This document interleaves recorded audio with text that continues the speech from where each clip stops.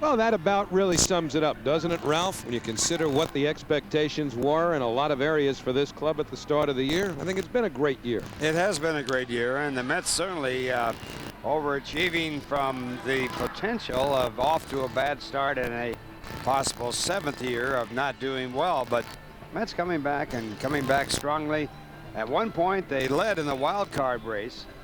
That was in the latter stages of the month of July, and then August, a tough month for them. But all in all, just one real good year for Mets fans. Well, let's take a look at the National League champions, the National League East Division champs, and probably the odds-on favorite to go to the World Series again, the Atlanta Braves. Their lineup brought to you by Ford. And it'll be Kenny Lofton to lead it off. He'll be in center field. Batting second, the second baseman Keith Lockhart. Batting third and playing third base, Chipper Jones. Batting fourth at first base, Fred McGriff. Batting fifth, the left fielder, Ryan Klesko. Batting sixth, the catcher, Javi Lopez.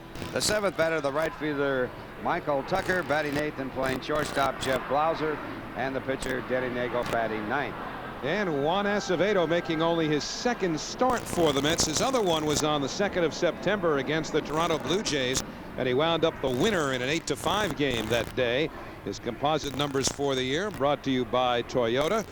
Up and down between the Mets and Norfolk. He made his debut in relief at Yankee Stadium during that memorable series in June and did a solid job that day out of the bullpen. But today it'll be Acevedo taking the start as the Mets look to close out with what would be their 88th win of the year. And defensively, Olerud in search of 100 RBIs. He's 2 away at first. The rest of your Mets defensively.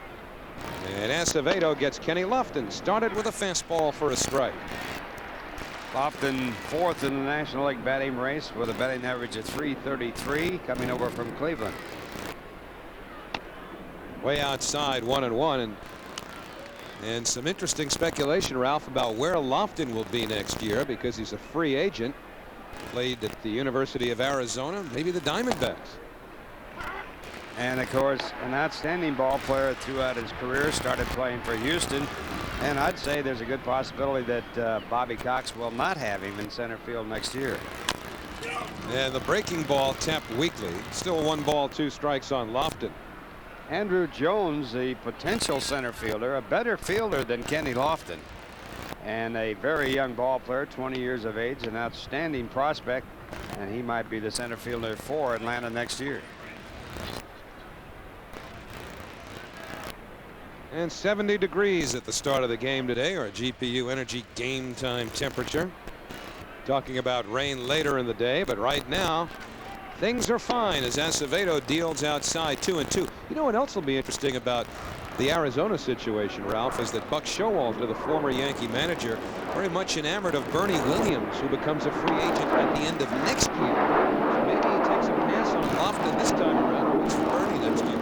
It's going to be interesting. The draft taking place in November, and ball players that will stock the 2 new clubs coming into baseball, Tampa Bay and the Phoenix team. Kenny Lofton, after being behind in the count, works out a leadoff walk against Acevedo. Second baseman Keith Lockhart. So Keith Lockhart will be coming up. Lofton with 27 stolen bases. He's been thrown out 20 times, but the one thing that the Atlanta Braves don't want to see happen is anybody get injured in this last game of the season with the playoffs coming up. So you'll see a pretty cautious team here, I'm sure. Keith Lockhart takes a strike on the inside corner. And of course, the normal second baseman or regular second baseman, Lumpke, not able to play, and maybe not able to play in the playoffs as Lockhart plays second base today. Tony Graffinino's had some time at second base too. He's a favorite of manager Bobby Cox. 0-1 to Lockhart with Lofton on first, just getting started here in the season finale at Shea. And that's fouled away. It's 0-2.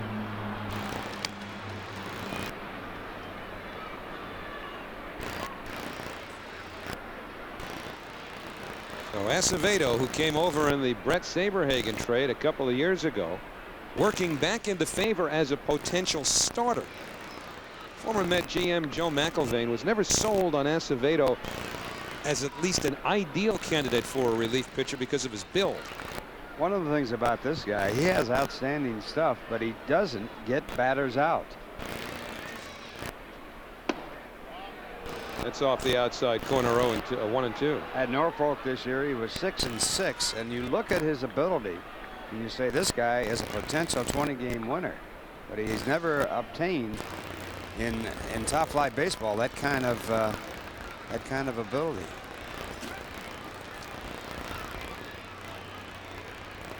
It'll be a 1-2 to Lockhart. Olerud to Ordonez for one. Back to first, a double play. So the Mets turn it 3-6-3.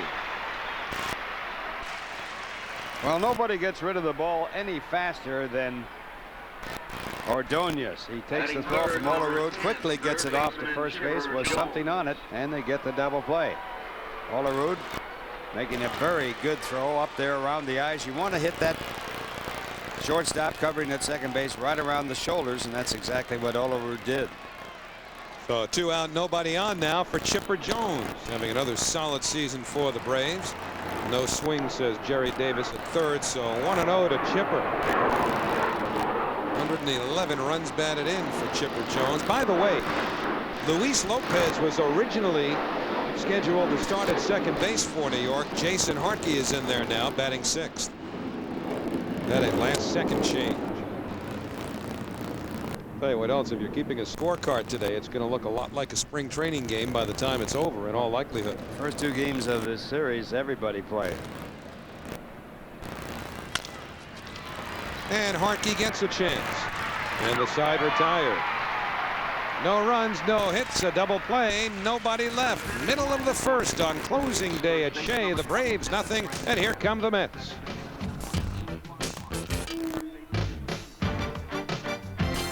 New York Mets baseball on Sports Channel is brought to you in part by Aeropostale. Come visit one of our 113 locations nationwide. Our items of the month are graphic t-shirts at 2 for $20. Aeropostale, the all-American choice since 1987. Well, that's certainly the hope of the front office, who have some very interesting decisions to make as the offseason begins, technically right after this ball game, between the expansion protected lists and the pursuit of other talent around the National League. It's going to be an interesting winter around here, and Brian McRae takes ball 1 to get the Mets started here in the last of the first against Denny Nagel, a 20-game winner for the Atlanta Braves. 1-1 to McRae. Not bad for a fourth starter. Not even going to start in the first 3 games of the playoffs. That's the kind of pitching staff Atlanta has. Guess you have to go back to that Orioles staff in '71 with Cuellar, Palmer, McNally, and Dobson, who all won 20 games to match these guys. It's only been done twice in baseball history. I believe it was the 1920 Cleveland Indians had 4 20-game winners. Well, Fran caught those guys. That's right. Yeah. He took all the credit for it. And that's off the outside corner and low. 2-2 to McRae. Were some of the great pitching staffs back in 1954. The Cleveland Indians with an outstanding pitching staff, but they didn't have 4 20-game winners. Brian McRae out on strikes. 1 out in the last of the first inning, and let's take a look at the Mets lineup, brought to you by GMC. All in center field, Brian McRae. At third base, Edgar Alfonso. Batting third and playing first base, John Olerud. Batting fourth, the left fielder Bernard Gilkey. Batting fifth, the right fielder Butch Husky. Batting sixth, playing second base, Jason Harkey. Batting seventh, the catcher Alberto Castillo. Batting eighth, the shortstop Ray Ordonez. Juan Acevedo will be the pitcher, batting ninth.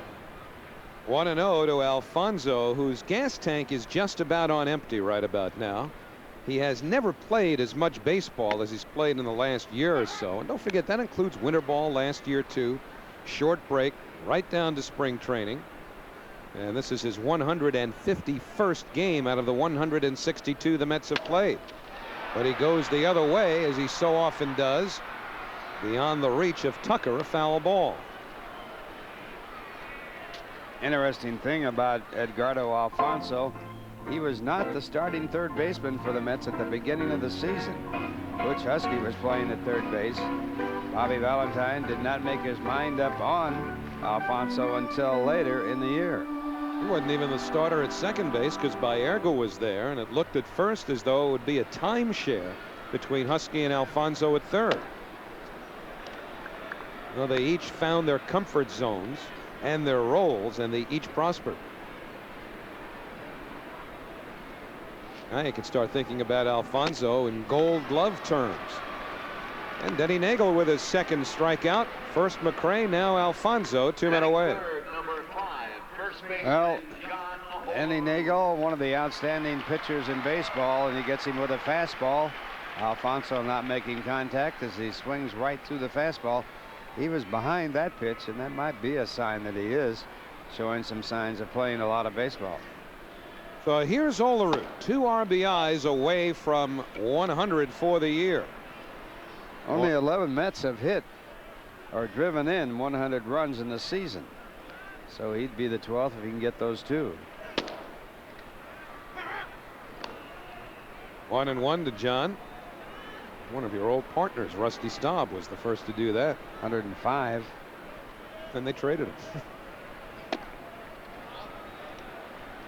2-1 now on John Olerud. 105 RBIs and a plane ticket to Detroit for Mickey Lolich. He stopped off at one of his donut stands on the way to New York. And Olerud pops it up. It should end the inning. Blauser the shortstop, Jones the third baseman, and it's Blauser who puts it away. So Nagel sharp as the Mets go in order. 1 in the books. No score. New York Mets baseball on Sports Channel is brought to you in part by Petro, #1 in home heating oil and services since 1903. Call 1-800-OIL-HEAT. We go to the second here at Shea Stadium. The Mets will go home, or at least scatter to their respective offseason homes after the game. And the Braves get set to open the division series against the Houston Astros. What do you think? Will that be quick work for Atlanta, Ralph? Well, in the short series, it's best 3 out of 5. Anybody can win, and that's a difficult thing. Bobby Cox has been quoted as saying that he wishes the playoffs would be 4 out of 7, as the World Series is. 3 out of 5, anything can happen. And of course, it depends on your starting pitching. Atlanta would be better off with a best of 4 out of 7 with their pitching staff. They got 4 great starters. Well, they had the benefit last year of the league championship series being 4 out of 7, the division series 3 out of 5, because when they fell behind the St. Louis Cardinals 3-1, it served as quite a wake-up call. Fred McGriff goes after the first pitch, and so does Bernard Gilkey. 1 away. Well, remember how the Braves came back and just smoked the Cardinals those last 3 games last year? That's where that best of 7 worked to their favor. Atlanta Braves in '95, the world's champions, the first championship in Atlanta for any major sport team. Atlanta's never had a championship team in football or basketball. Inside to Ryan Klesko, 1-0 as you get a spy cam look at Acevedo working to the Braves left fielder for now, maybe their first baseman of the future. Depends on Fred McGriff next year. Atlanta with a very high payroll. They're up around $60 million in payroll, but certainly able to afford that kind of money, as they have drawn over 3 million fans, and they also have a great exposure on TV.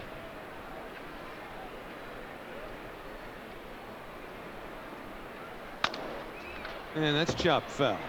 So 2-2 on Klesko. The owner of the Atlanta Braves, Ted Turner, evidently doesn't need any money. He just gave $1 billion to the United Nations. $1 billion. There are a lot of people in similar situations who could take that cue, donate some serious dough to charity, and others in this country as well.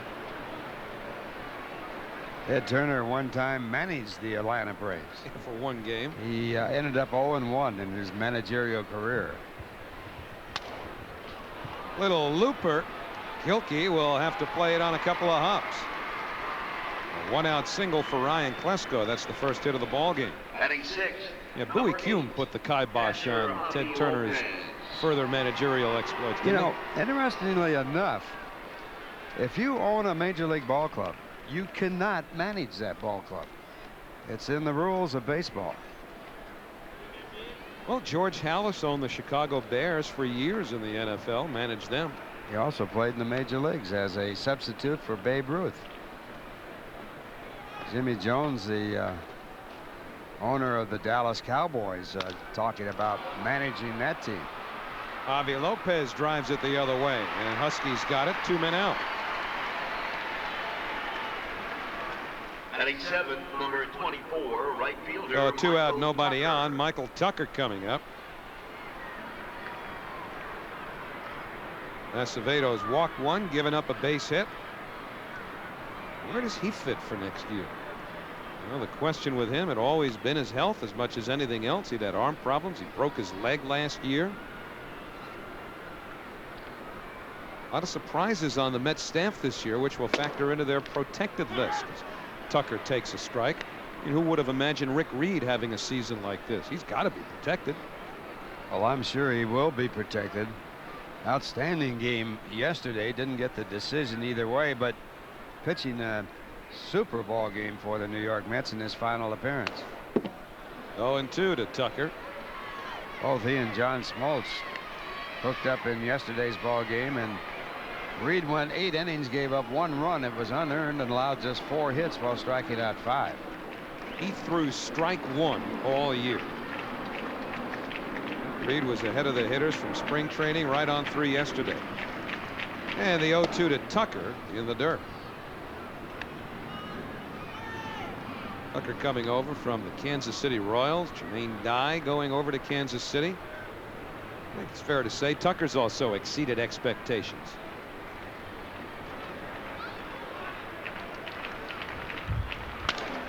And that's hit hard to left. Gilkey hustling back. That's a gunner. Home run number 14 for Michael Tucker, and it's 2-0 Atlanta. Oh, looked like it got caught up in a jet stream.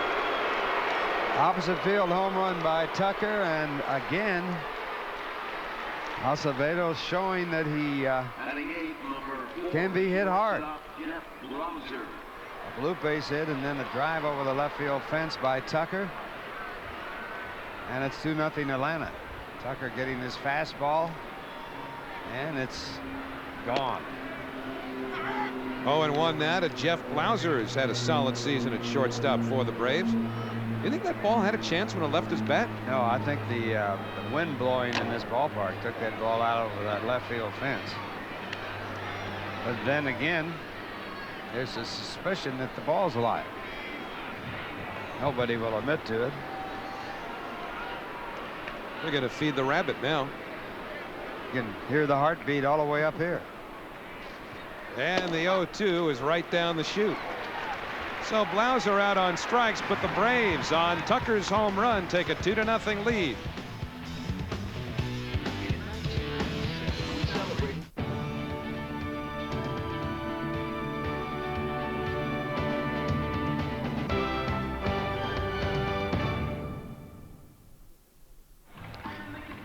Well, Denny Nagel, in search of win number 21, has a 2-run cushion as we go to the last of the second inning. And here are the Braves defensively, brought to you by the new Dodge.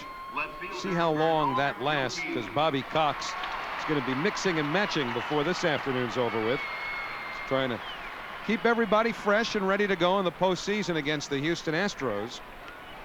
The wild card Marlins will play the Western champion Giants. And here's Bernard Gilkey, who takes ball 1. And Ralph, I think in some ways, the way Gilkey basically comported himself this year, having an off year, but never changing his work ethic, always the same diligent person from April right throughout October.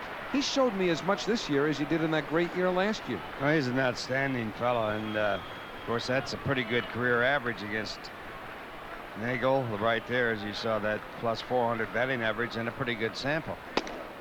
Isn't it fair to say that in the first year of a long-term contract, A lot of ball players might very well have just sort of accepted the off year somewhere around August and just emotionally shut it down. Yes, that's very fair to say. Nice play by Tucker, one away, and Bernard Gilkey never did this year. One of the nice things about having a good finish, even though it isn't a good year, Batting fifth, is that number at least the 42, winter time is right not fielder, spent Butch. worrying about whether to carry over into the next year. And right there, a good play by Tucker to take that ball in foul territory, and Gilkey back to the bench. So in some ways, Gilkey still persevered through and became a positive story for this ball club this year. And one of the more obvious positive stories is in the batter's box right now in Butch Huskey. 24 homers, 81 RBIs. And when you consider the bad April, maybe what's as impressive about him as anything else is that he never went into another prolonged slump. One of the things he's done over the year, and it's a thing that certainly bears watching, is that he has been making better contact. And also Gilkey was on his case about not going after the inside fastball. And he's been doing that to some degree here later in the season. So Gilkey, the type of hitter that can convey information on. A veteran player like Gilkey can help a young player like Huskey. 3 strikeouts now for Denny Nagel, 2 away. And that's what they mean when they talk about leadership. Not getting up on a soapbox with a couple of pom-poms and yelling and screaming. All right, here Nagel picks up the swinging strike. Batting sixth, He goes to number the off-speed 19, pitch. Second baseman Jason Hartke. And Huskey way out in front of this pitch. That was not a good swing, but those types of pitchers, tough to hit. That's why he's won 20 ball games. Lost only 4. Pittsburgh Pirate player before he came to Atlanta. And Jason Hartke finds a hole. So the first hit off of Nagel. And Hartke becomes the first Met base runner. 2 out in the second. Castillo coming up. In fact, Denny Nagel's going to have rotator cuff surgery after the season, but not on his pitching arm, on the other arm. He is quite a character. He's an impersonator. Does imitations of a lot of different stars.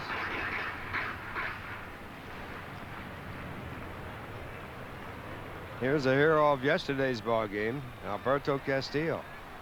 It went off the right center field wall. Win the ball game for the Mets in the 9th inning. 1 ball, no strikes on Castillo.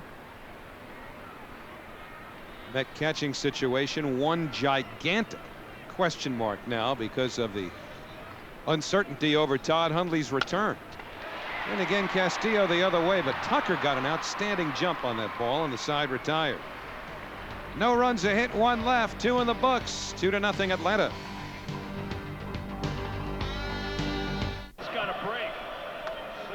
Tell me a story. What are you doing? Can you play with me? Can I have some blues? Gigi. Too busy to watch the game? Sports Channel Light is a 30-minute condensed version of the day's best game every night at 11. Tell me another story. Sports Channel Light. How to make the game when you can't make the game.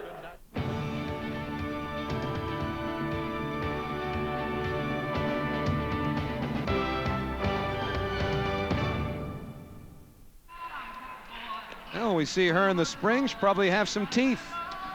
Mets had a lot of bite to their season this year, looking for win number 88, but the big question mark for next year is that guy, Ralph, our GHI injury report. Well, he had what is known as the Tommy John operation, where they used a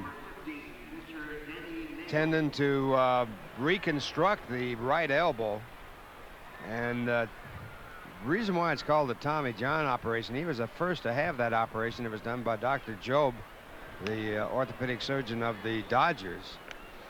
And when Tommy John had the operation, he asked Jobe if he could put a tendon in from the arm of Sandy Koufax, but it didn't work too well. He didn't get that, but he came back and had a great career after that. 1 ball, 1 strike on Nagel, who drops a bunt. But a Rhodes foul. Tommy John was a pretty good pitcher before and after his operation. Cleveland, Chicago, and then with the Dodgers and the Yankees later on, as well as the A's and California Angels.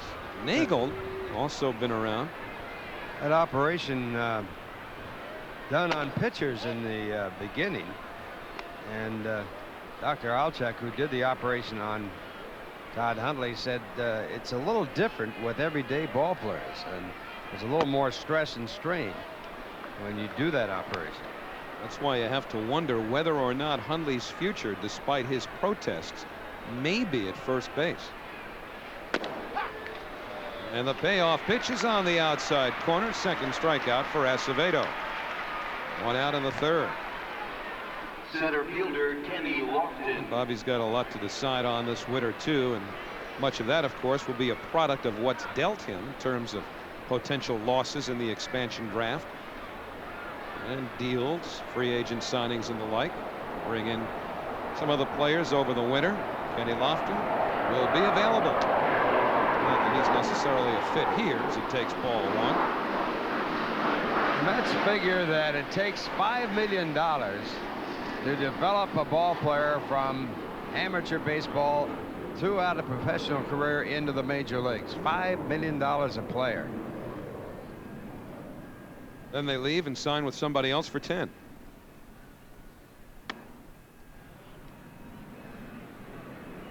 Two and 0 to Lofton, who will command and receive pretty good chunk of change.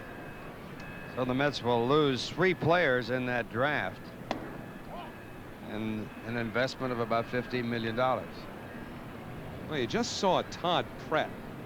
Now, do you protect him because of Hundley's loss, or do you take the chance, and if you lose Pratt, say to yourself, well, we can go out and get another catcher?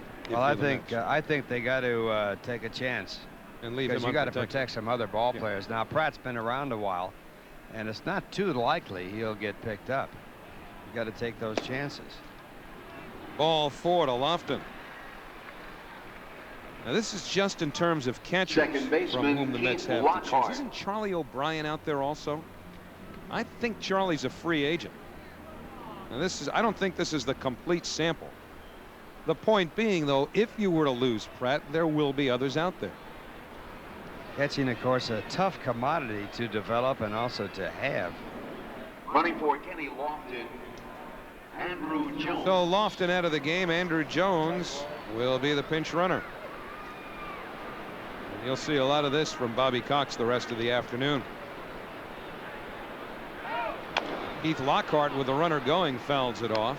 No balls and a strike to the Brave second baseman.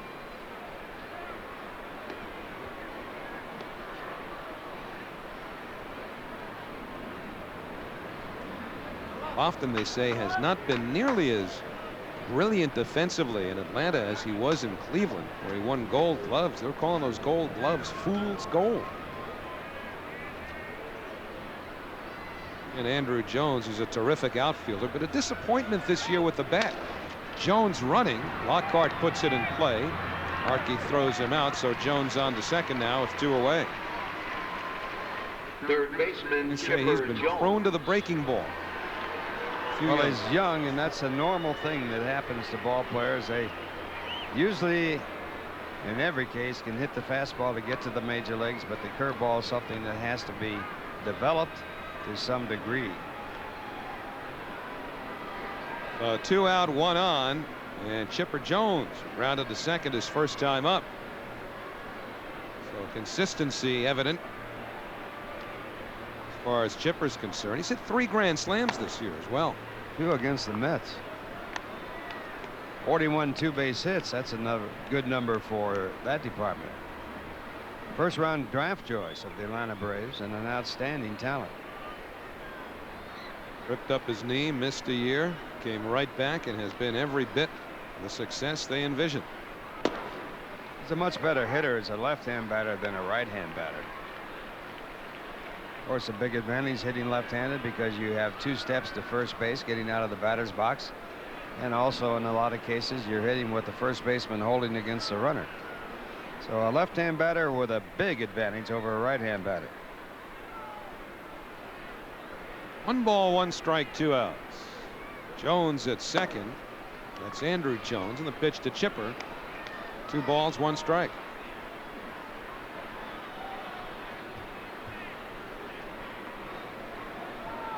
Braves have made huge financial commitments to their pitching staff. It's one of the reasons everybody expects that Lofton's going to go. And they may have Andruw Jones, and he's out at second base. The daylight play rubs out the pinch runner, Andruw Jones. Acevedo and Ordonez combine. No runs, no hits, a walk, and thanks to that, nobody left. And on the Modell scoreboard, it's still 2-0 Braves. Ray Ordonez takes strike 1 from Denny Nagel to start the last of the 3rd inning. Ordonez, Juan Acevedo, and Brian McRae do up for New York. It's 2-0 Atlanta on Michael Tucker's 2nd inning home run. And now it's 0-2 to Ordonez. Ray has had 76 hits this year, and 67 of them have been singles. Has 1 home run. And one thing that he has to learn to do is put the ball in play on the ground. He's got to keep it out of the air.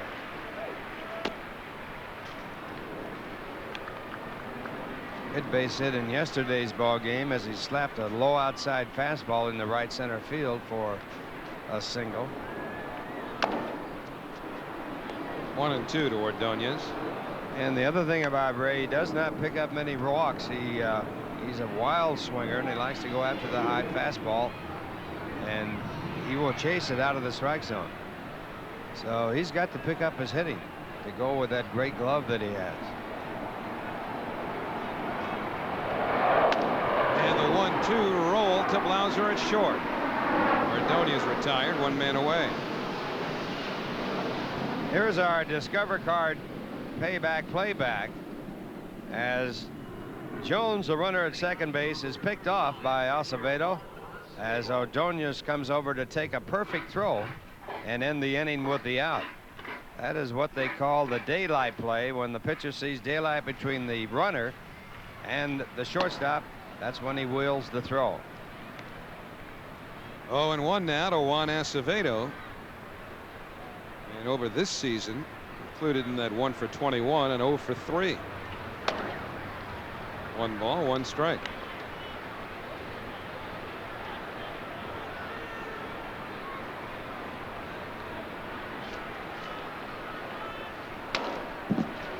One and 2 now to Acevedo. Denny Nagel coming over from the Pittsburgh Pirates.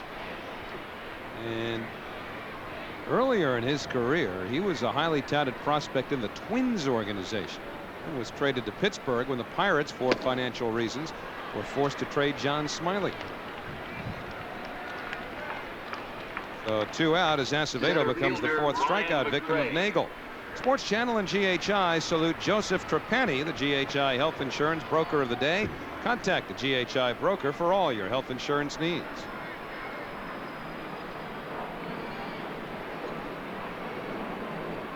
Two out, nobody on. Brian McRae struck out in the 1st inning. 0-1 to Brian. And his career numbers against the league tell you he's a better player than he was this year.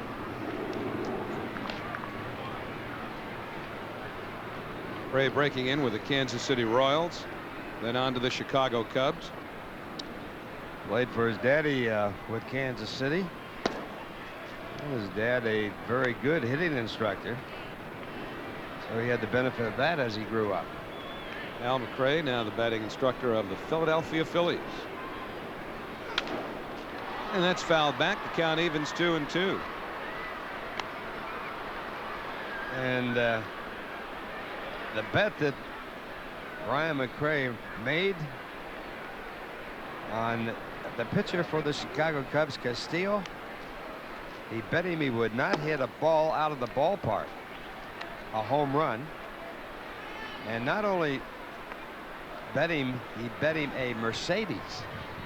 And said batting practice counts. And batting practice counted.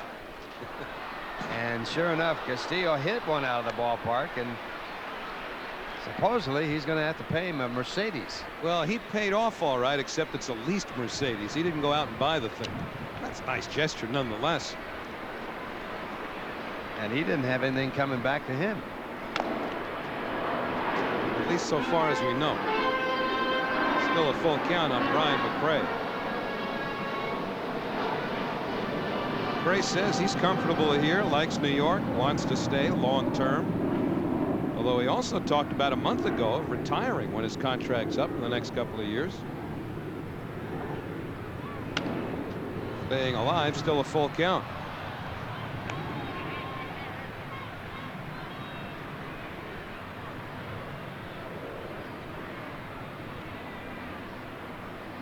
And it is very windy here at Shea, so you'll see the odd piece of paper or plastic around the field. And McRae on the off-speed pitch, down on strikes. 5 strikeouts for Denny Nagel. Ralph, it's been fun. Fran Healy takes you through the next 3 on the Modell scoreboard. We're back at Shea Stadium, and I'm joined by the newest member of the Mets family. This week, Omar Minaya was named as assistant general manager. And Omar, it's a bit of a return to your roots, born in the Dominican but raised here in Queens. Yes, it is. It's been a very exciting weekend for me coming back here to Queens, coming back to the New York Mets.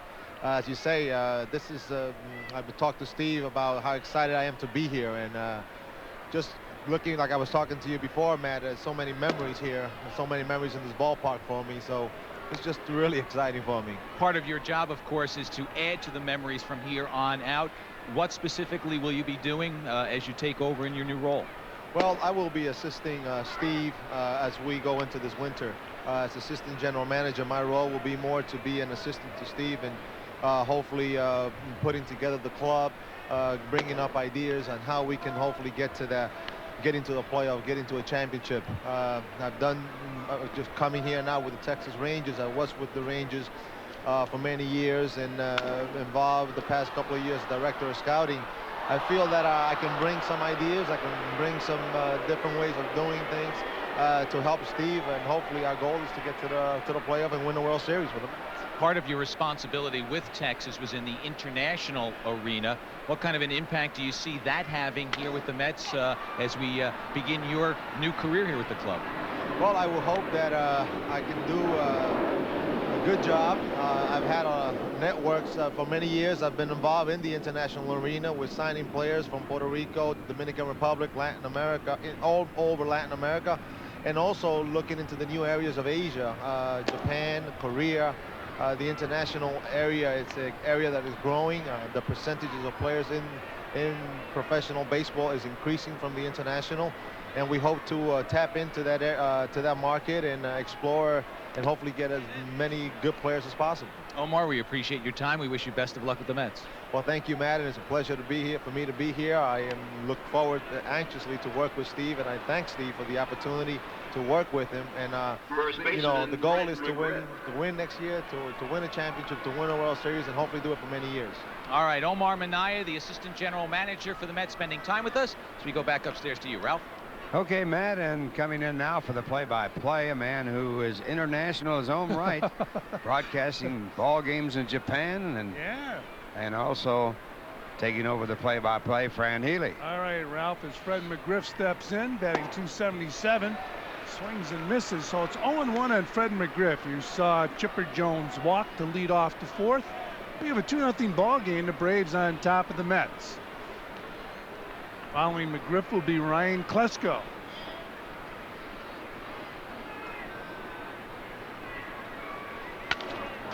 McGriff hits a towering fly ball. Right center field. Huskies under it and makes the grab. Chipper Jones retreats to first. 1 down here in the fourth. And McGriff just missing Left fielder Ryan a chance to pick up his 98th and 99th runs batted in for the year on that high drive to right that was held up by the wind. McGriff with another good year, 22 home runs, and this ball held up by the wind blowing in from right field. Husky thought it was gone when it was first hit. A lot of the Braves feel McGriff will not be with the ball club next year. They feel this guy will be playing first base, Ryan Klesko.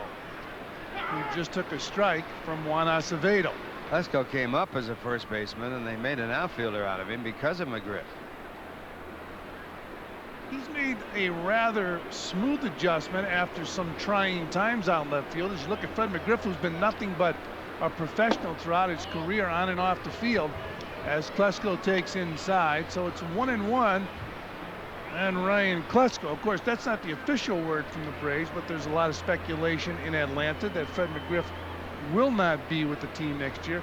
Although, boy, he's an important part of this club. He has been really an outstanding player for Atlanta, coming to Atlanta from San Diego. He signed with the Yankees. He ended up with the Blue Jays, then the Padres, then the Braves. Of course, he moved around quite a bit, but he is great for a team. It's 1-2 now on Ryan Klesko. He'll be followed by Javi Lopez. Chipper Jones on first base with one out here in the top of the fourth inning. Overcast day here in Flushing. Nice crowd on hand for the final game of 1997. Old Glory blowing in the wind.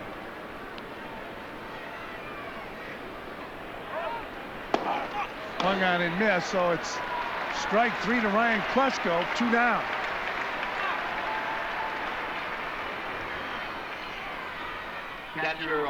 Now we'll take a look at our Armatron, a timely moment of the ball game so far, and here it is, that last pitch, Ralph. And it's strike 3. Fastball missed, and a trip back to the bench for Klesko. Incidentally, McGriff with some outstanding stats. He's joined Frank Thomas and Albert Bell as the only player to drive in 90+ runs each of his last 7 seasons. As Javi Lopez takes down low, ball 1, last year's MVP in the championship series for the Braves. Javi Lopez with a 1-0 count. He's had a good solid season, batting .294, 23 home runs. You look for more RBIs when a guy hits 23 home runs than Javi Lopez featured this year. He has 68. He just took a strike there, so it's 1-1 on Lopez, who's a real good player. Unfortunately, and we've talked about this in the past, he does not catch Greg Maddux. Maddux with his own special catcher. I guess he has a right to do that. When you have those credentials, the manager listens to you. Most managers wouldn't listen to it. 2-1 now on Lopez as he just took a ball. I know you mentioned some of the free agent catchers for next year. Charlie O'Brien is a free agent. So is Benito Santiago. The Blue Jays said one of those two will not be with the club next year. Fouled out of play. I remember when the Blue Jays were in town and playing against the Mets, that was an issue. Charlie O'Brien and Santiago, and the Blue Jays said one of those catchers will not be with the team next year. Santiago with an off year this year. Of course, Charlie O'Brien was with the New York Mets as a catcher for a couple of years. Charlie's a good receiver. He also embraces the pitcher. They like that embrace. Here's the 2-2 pitch. Ground ball down the left field line. This should be extra bases for the Braves catcher. Chipper Jones heading for third, and Javi Lopez cruises into second base with a double, his 28th double this season. Right fielder Michael Tucker. Well, the ball goes right over the top of the third base bag, which makes it a fair ball. No chance at all for the third baseman Alfonso to make that play. Gilkey over. Gilkey leads the league in assists for an outfielder with 17. Throws it into Ordonez, who has coupled with him a few times on those assists.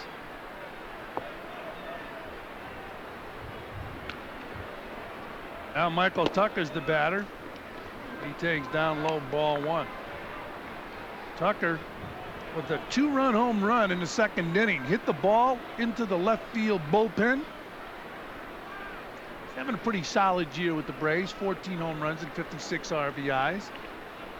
The Braves clearly not only the champions in the East, but the best team in the East, and they've proven that time after time. And the best record in baseball this year with 101 wins and 60 losses. And the best team probably in baseball. I think Bobby Cox should be manager of the year. I know you violently disagree with that. No, I don't. Not violently. But you disagree. I think Dusty Baker took a team that nobody figured would win, and he is a winner. 3-0 now on Tucker. I agree. Dusty Baker did a great job. I remember early in the year, he told me, talking about Dusty Baker, as you look at Bobby Cox, Dusty said he would use his middle relievers and his shortmen out of the bullpen quite a bit. And he said it comes from his own playing as a hitter as Tucker takes a strike. Dusty said as a hitter, he realized how difficult it was to make adjustments throughout the course of a game to new, fresh arms, and he used his pitching staff very well this year. Of course, you really have to give a lot of credit to the second baseman, Jeff Kent. Here's a 3-1 pitch. Popped up. Shallow left field. Ordonez calling for it. Gilkey giving way as Ordonez gloves it. Braves strand 2. Fail to score. We have a 2-0 game Braves as we go to the bottom of the 4th. New York Mets baseball on Sports Channel is brought to you in part by Bud Light. If you want great taste that won't fill you up and never lets you down, make it a Bud Light. Well, we go to the bottom of the 4th inning here at Shea Stadium. Edgardo Alfonzo will lead it off, and he'll be there in April and right out there at third base. In this ball game, he's followed by Olerud and then Gilkey. The Mets trailing 2-0 as we go to the bottom of the 4th. Denny Nagel in pursuit of his 21st victory of the season, and he's going to undergo surgery on his rotator cuff. But not his throwing arm, it's his other side. Number 16, Mike Mordecai. Playing first base and batting fourth, number 19, Tommy Gregg. Mike Mordecai now at third base. And Tommy Gregg over at first base. Two changes in the Brave lineup here in the bottom of the 4th as Alfonzo takes up high, ball 1.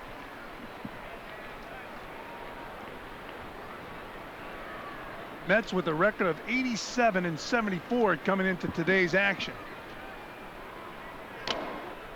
Alfonzo swings and misses, so it's 1-1 on Edgardo Alfonzo, who's had a real solid season, batting .315, 10 home runs, 72 RBIs.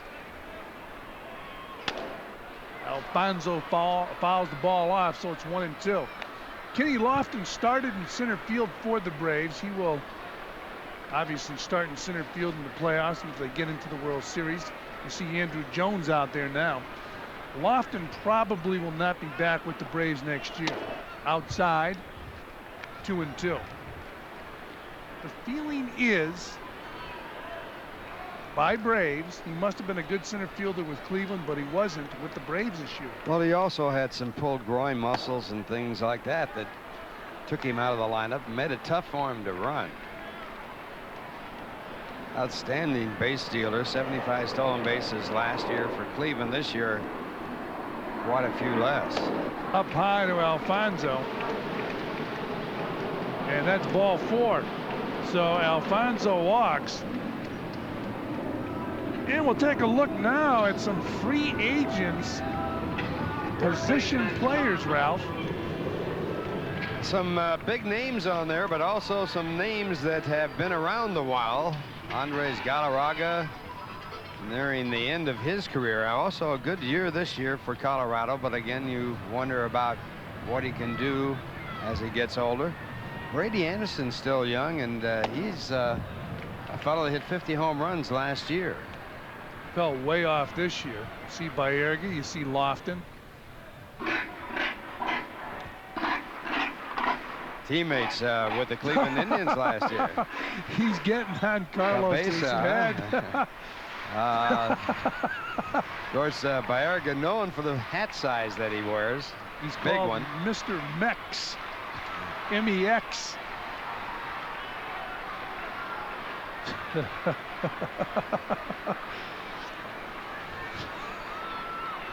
Lofton's all over him as John Olerud takes outside, ball 2. John Olerud, a free agent.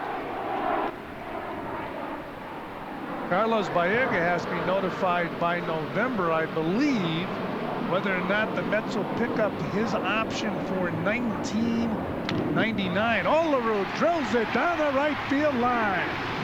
Should be extra bases. Alfonso being waved in by Cookie Rojas. And the ball goes to the cutoff man, and the Mets have a run.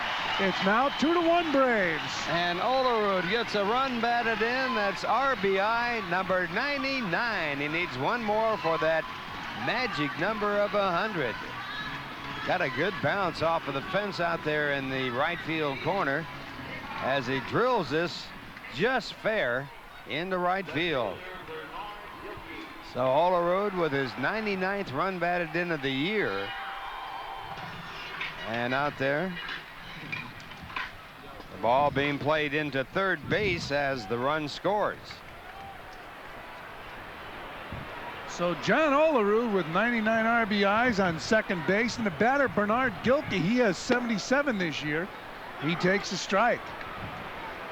Gilkey now ending the year with a decent average. I guess, well, maybe it's not decent for Bernard Gilkey, 248. He has 18 home runs with the 77 RBIs. Fouls the ball back, so it's 0-2 on the Met left fielder. Gilkey with 117 runs batted in last year, so he's off considerably. There are his numbers from last year. A career year with those 117 RBIs. 0-2 on Gilkey. Denny Nagel on the mound. John Olerud leading off second base. Gilkey drives the ball to right field. Tucker in pursuit. Can't get it. Ball bounces over the wall. Ground rule double for Gilkey. And the Mets have tied this ball game up at 2.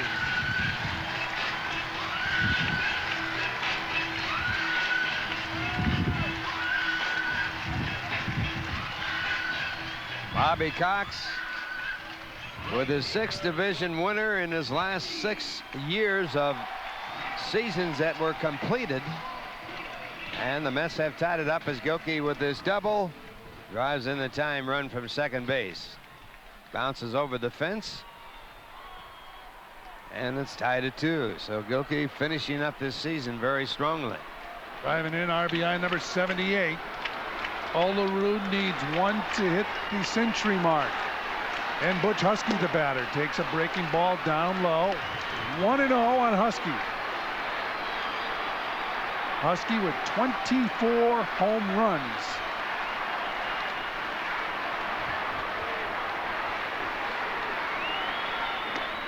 Down low, 2-0. Folks, there's a break in the action. Ought to be a great time for the great taste of Bud Light. It's a big hit with fans everywhere because it won't fill you up and it never lets you down, so make it a Bud Light. 2-0 on Husky. There's a strike. Now, earlier this year, Denny Nagel, after Husky hit a home run off him, Nagel said after the game, Butch Husky cannot hit a real good fastball. That did not sit well with Butch Husky.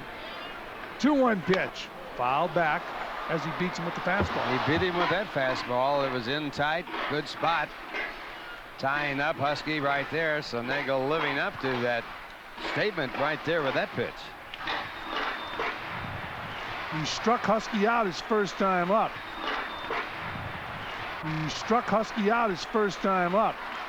It's a big ball game for Nagel. He's in the running for the Cy Young Award.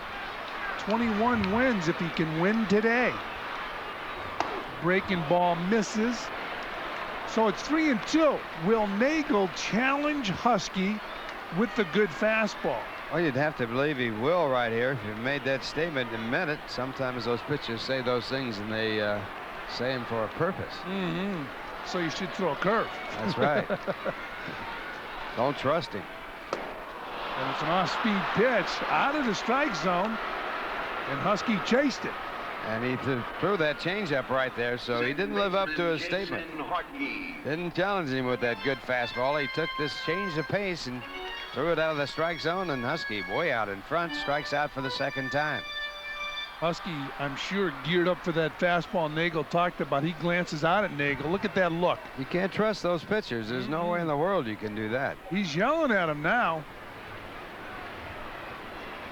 Well, fastball. You could read his lips. Struck him out twice as Jason Hartke steps in and takes a ball from Denny Nagel. That will be a battle for years to come. They're both young, and Husky very upset at that statement earlier this year. Ground ball to short. Blauser to Greg. 2 down on the ground ball. Gilkey advances to third. Catcher Alberto Castillo.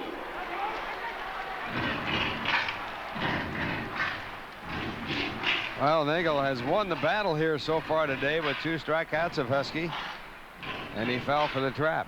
Yeah, it's funny how when your hitter goes back into that dugout, they'll be screaming out there. Well, the one thing I'm sure he psyched Butch Husky out on is Husky does not want to be beaten by the fastball today, as Alberto Castillo takes up high, ball 1. How about Castillo? Ends the ball game yesterday with a drive off the right field wall against Mark Wohlers. Took a fastball outside off the right field fence. Bunts foul, so it's 1-1 on the Met catcher. All kinds of things happened in this series. Rafael Belliard got a home run. He hadn't had a home run in 10.5 years. That's a long wait, isn't it? That's a long wait. Awful lot of at-bats. He was up 1,869 at-bats without a home run. 1-1 pitch, swung on and missed. 1-2 on Alberto Castillo. Tommy Thevenot holds a record for the most at-bats without a home run. That goes back into 1926 to 1938. 3,347 at-bats without a home run. Thevenot. You think Rafael Belliard told Bobby Cox, just be patient with me, the home run will come? It's coming. Just hang in there. I'll get one. Swung on and missed. Castillo goes down. So do the Mets. They strand a runner, but they pick up a couple runs, and we go to the top of the 5th with a tie ball game.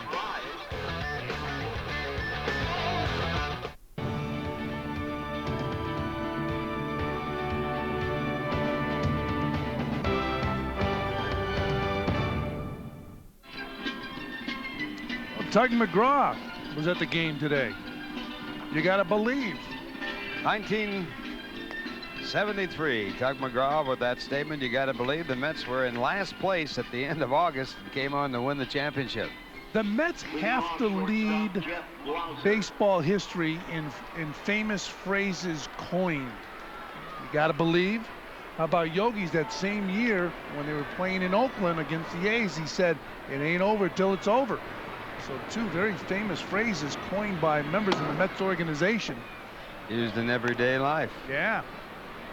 Boy, is Yogi Berra the most quotable guy in the history of this country? Nobody goes there anymore. It's too crowded. And Jeff Blauser hits the ball hard. Gilkey's there, and he gloves it. And then what about Yogi? He says it gets late early this time of the year. Everybody quotes Yogi Berra. It seems like around October the planes fly lower here at Shea Stadium. Pitcher Denny Nagel. Maybe the stadium's growing higher. And Denny Nagel takes a strike from Juan Acevedo. We're all tied at 2. We're in the top of the 5th inning. The Mets and the Braves closing out the 1997 season here at Shea. There's a strike, so it's 0-2. There's a great story that happened to Yogi when he was with the Mets and he was on the road, and he tried to call his wife Carmen. There was no answer. He called back in about an hour later, no answer. Another hour later, no answer. Finally, he got Carmen on the phone. He says, where you been? She said, I went to see Dr. Zhivago. He says, what's wrong with you now?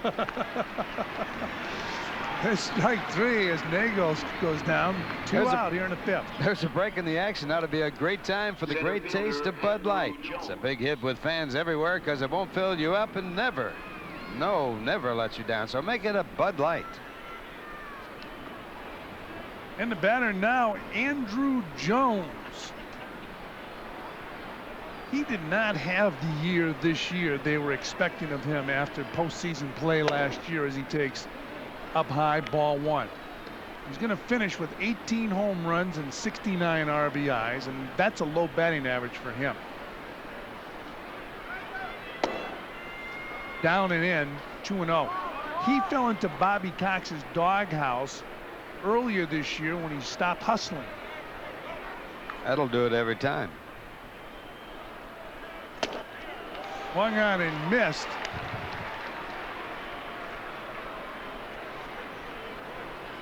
Well, I don't know why they're keeping a chart for this game, the last game of the year, but somebody's charting the balls and strikes. Getting ready for spring training next year. There's a breaking ball down low, 3-1.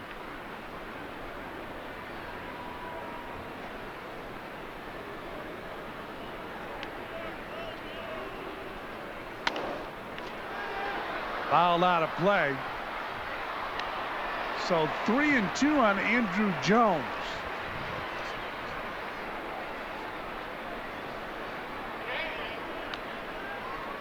Well, he took the baseball world by storm last year, Andruw Jones did. 3-2 pitch. Missed, I guess. Down low, ball 4. Second baseman Keith Lockhart. So Andruw Jones on first base.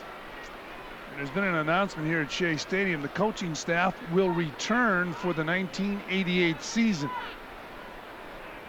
General Manager Steve Phillips made the announcement today. The entire coaching staff will be returning for the 98 season. So congratulations to all the coaches with the Mets and the manager Bobby Valentine. And the coaching staff doing a wonderful job for the New York Mets this year, and certainly deserving to be brought back into the next year. Keith Lockhart batting .279, the batter. They check Jones at first base. Jones, as a pinch runner, came into the ball game in the 3rd inning, and on the very first pitch, when he was on base at first base, he took off for second.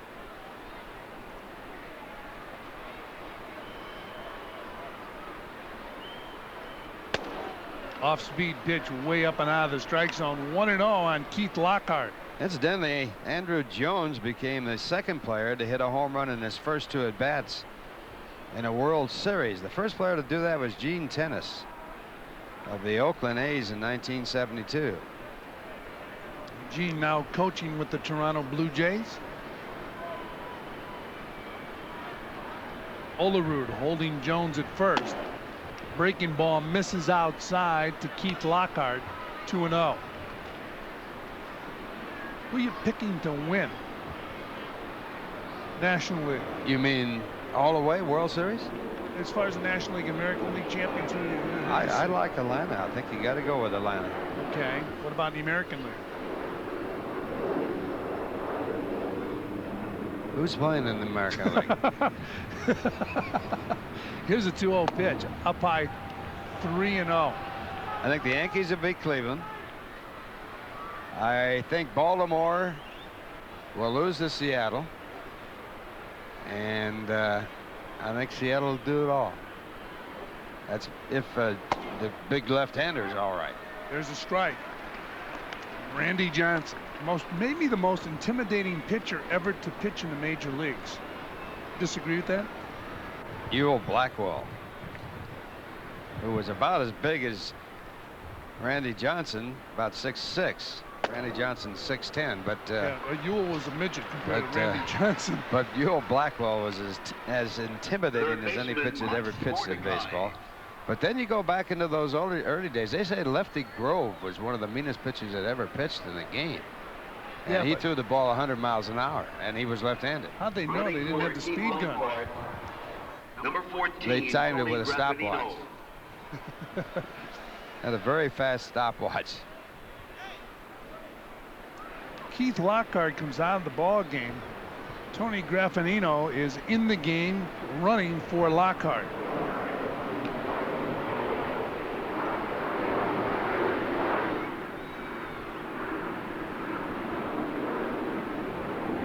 Mike Mordecai, the batter,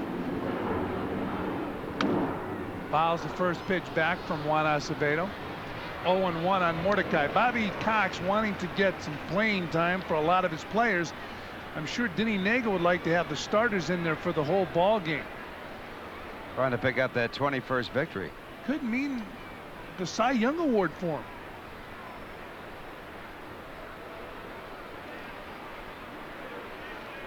And the 0-1 pitch. There's a strike. 0-2 on Mike Mordecai. In the top of the 5th inning here at Shea Stadium, we're all tied at 2, the Braves and the Mets. Jones out on second base. Graffagnino on first. Mordecai swings and misses. So the Braves strand 2, fail to score. We played 4.5, and we're all tied at 2. Once again, more prizes on the main scoreboard. If you're back here at Shea Stadium, the Cub Scouts love the Braves and the Mets. Well, it's the bottom of the 5th. Ray Ordonez hits a ground ball to Rafael Belliard. Scored 6-3, 1 down here in the bottom of the 5th. And a reminder, Dunkin' Donuts introduces a cool coffee drink, a new coffee Coolada. A cool, refreshing new taste, available at participating Dunkin' Donut shops throughout the tri-state area. Try one today. Tony Graffagnino at second base. And with 1 out here in the bottom of the 5th, the Mets will send to the plate the pitcher Juan Acevedo. Acevedo has been somewhat of a mystery. Of course, injuries have hurt him, but when he was in Double-A baseball, he was an outstanding pitcher. A lot can happen on the way to the major leagues.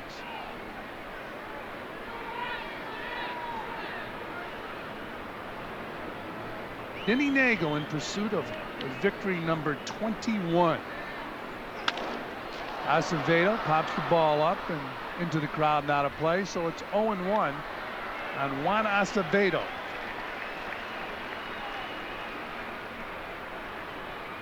What do you think of Mark McGwire, Mr. Kiner? 57 home runs.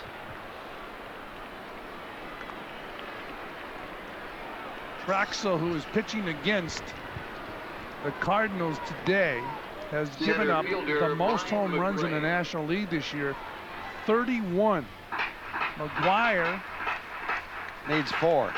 He didn't get a home run his first at bat. There's no score in that Chicago-St. Louis game, in the bottom half of the 3rd, so he has batted at least once, and he did not have a home run. Has there been another time in the history of baseball that Larry Walker is close to 50 home runs? 49. If he gets 50, there'll be 3 guys that hit 50 Never home happened runs before. in one season. It's incredible.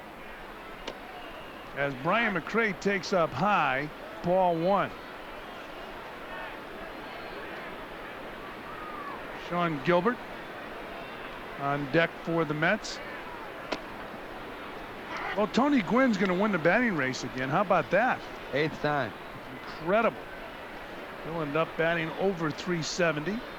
He will be the second man to win 8 batting titles in the National League, the first and only other until this year, Honus Wagner. Look at this 20-game winner deal right here. Now, what if Nagel wins 21? Does he automatically get the Cy Young Award? I don't think so. No? He's not even going to start in the first series until the 4th game. You're going to penalize him? Look at Clemens with 21. I thought Clemens was going to win around 30 this year, the way he got off to that torrid start. 2-2 now on Brian McRae. Now it's 3-2. Last guy to win 30 games in the National League was Dizzy Dean back in 1934.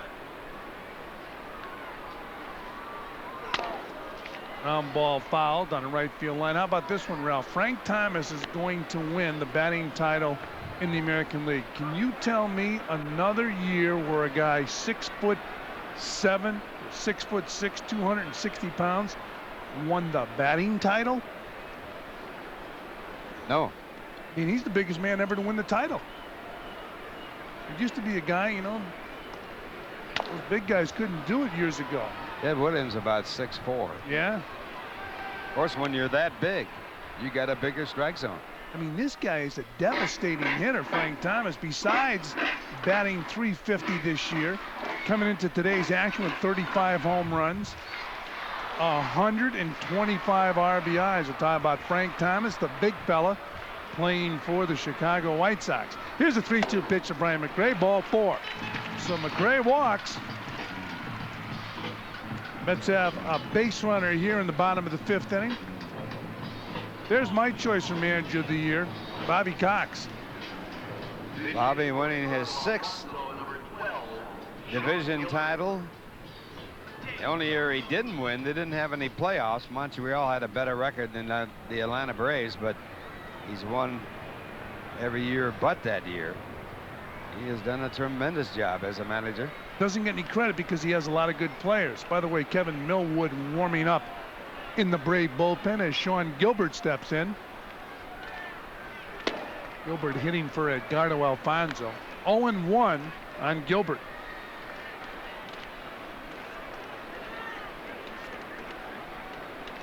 Well, the big question mark hanging over the New York Mets heading for next season, Todd Hundley.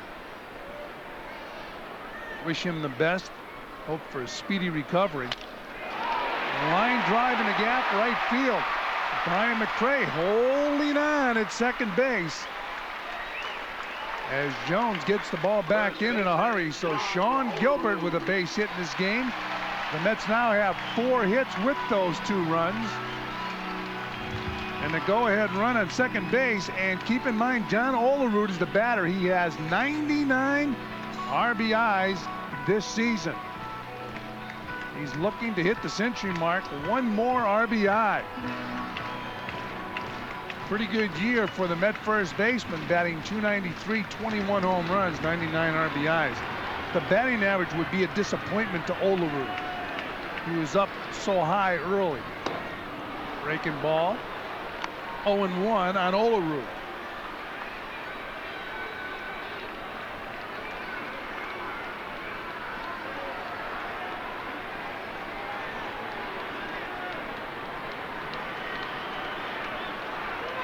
Runners on first and second. Olerud takes a ball. So it's 1 ball and 1 strike. 1993, Olerud had 107 runs batted in. That's his all-time high. And the only other time that he has, and the only time he has driven in 100 runs. He hits his ball in the gap, left center field. Klesko looking up. Home run! How about that? John Olerud, a 3-run home run, and he now has 102 RBIs.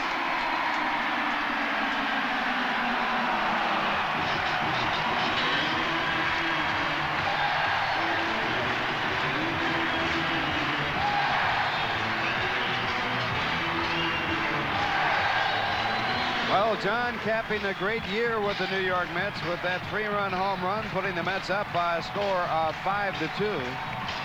And he has gone over that 100 RBI mark for the 2nd time in his major league career.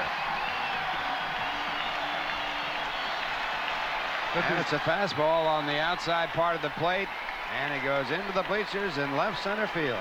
That's our Discovery Channel replay as Bernard Gilkey pops it up in the left field. Klesko calling for it and makes the grab for out number 3. But the Mets pick up 3 here in the bottom of the 5th. We've played 5, and it's Mets 5, Braves 2.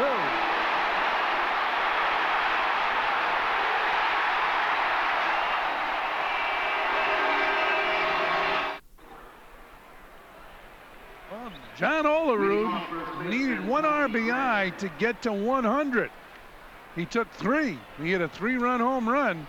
It's 5-2. Mets on top of the Braves in the 6th inning with that swing of the bat. As you look at Carlos Mendoza, who's in center field, and Sean Gilbert's over at third base. With 1 swing of the bat, Olerud goes over the 100 mark in RBIs. And did he cost Denny Nagel the Cy Young Award? He might have. Nagel at this point probably out of the ball game, and he could pick up his 5th loss of the year. Hartke loves it to Olerud. 1 down. Ball hit hard by Tommy Gregg. Left fielder Ryan Klesko. So with 1 man down, the batter will be Ryan Klesko.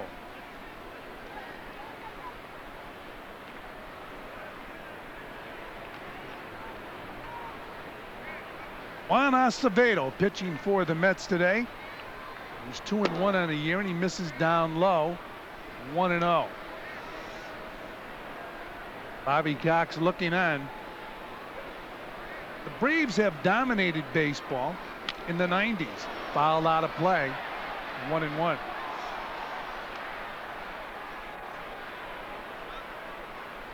An extremely difficult thing to do in modern day baseball with free agents and what have you. Bobby Cox is very loyal to his veteran players. Fouled back. 1-2. Guys that come to mind, Mark Lemke, who he really likes, and Jeff Blauser. Middle infielders for the Braves, and Bobby very loyal to those veterans. I think he was extremely loyal to Dave Justice, who was traded away up high now, 2-2 on Ryan Klesko. That trade might have worked out more or better for the Cleveland Indians. Justice and Marquise Grissom going to the Indians. Kenny Lofton, a member of the Braves, but probably won't be there next year. Swung on and missed. That's a good heater from Acevedo. 2 down. Catcher Javi Lopez. The big strikeout for Juan as he picks up the strikeout on the high fastball. Klesko chasing that ball at the letters. The batter now, Javi Lopez. Klesko back in the dugout. Lopez hits the ball up in the air to right field. Should be a can of corn for Butch Husky, and it is. That'll do it for the Braves. They're in the top of the 6th. We played 5.5, and it's 5-2 New York.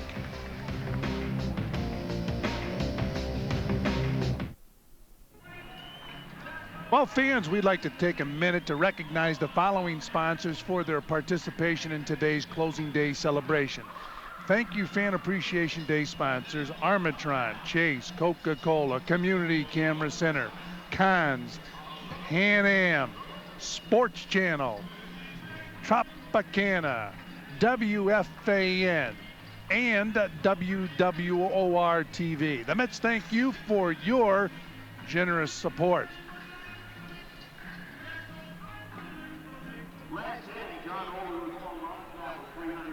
The Limbo Rock, the music in the background. As we have some changes for the Atlanta Braves.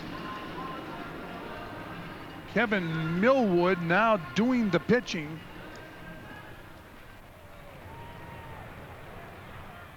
You got Danny Batista in left field. Eddie Perez behind the plate. There's Eddie Perez. And we have a 5-2 contest here at Shea Stadium, final day of the 1997 season for the New York Mets. Butch Husky leads it off. Husky taking a ball. Kevin Millwood on the mound for the Braves. There's a strike. 1-1 on Butch Husky. There's that spy cam. It'll take the rest of the winter and fall off. That spy cam brought to you all season long by Chase.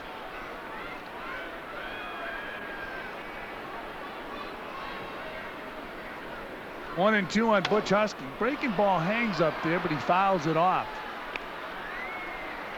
So it stays 1-2 on the Met right fielder. Most of the players leave right after the game to go to their homes throughout the country. Periodically, they're in New York. Now, some of the players, Fran, as you well know, leave the engine running on the car, at the start of the ball game, so it'll be nice and warm and ready to go when the bell closes down. Yeah. Of course, the Mets have a big caravan during the winter months. They go around to the different communities here in the New York area. 2-2 on Butch Huskey. Bobby Valentine will be in and out of New York. Of course, they get some major decisions to make on the foul ball. One of those decisions revolves around the expansion draft. Then possible trades. And what do you do? How do you fill the hole behind the plate? Will Todd Hundley be back before the baseball season ends next year? Fouled off again, so we'll do it again at 2-2 with Butch Huskey, the hitter. Tough to replace all those home runs. And of course, a good defensive catcher, Yeah. a durable guy, plays all the time, and that's what you see in Todd Hundley. And he's a leader on the ball club.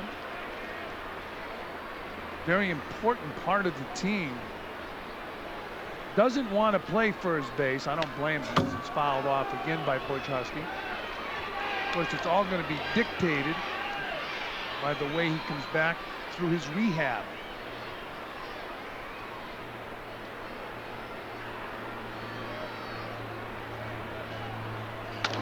Huskey puts it in play.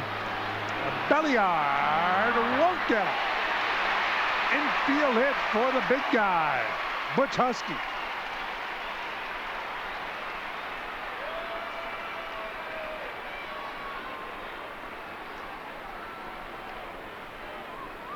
Second baseman. Well, Belliard goes deep in the hole to backhand this ball, tries to get off a accurate throw, bounces it to first base. Gregg at first base doesn't handle it, and it's an infield base hit. So the Mets have their leadoff batter on here with Jason Harkey coming up. So Butch Huskey on first base with nobody out here in the bottom of the 6th inning. The Mets have a 3-run lead.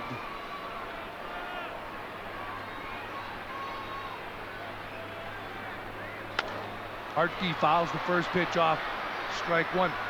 Ralph, you look at the 1998 season, if you're a Met fan, you look at the landscape, and it might change as far as the Marlins are concerned. If that ball club is sold, which is supposedly going to happen,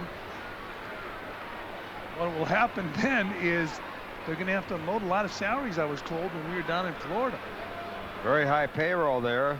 Izenga, who is the chief operating man for the Marlins, a very, very rich man, but claiming that he's losing about $30 million this year, although his attendance up to about 30,000 paid per game. So whatever happens there will be interesting. And the Marlins going, they spent over $90 million to get ball players to build up the club that won the wild card in the National League East. There's a drive in the gap, left center field. Should be extra bases for Harkey. Huskey heading to third, and Harkey into second base with a double.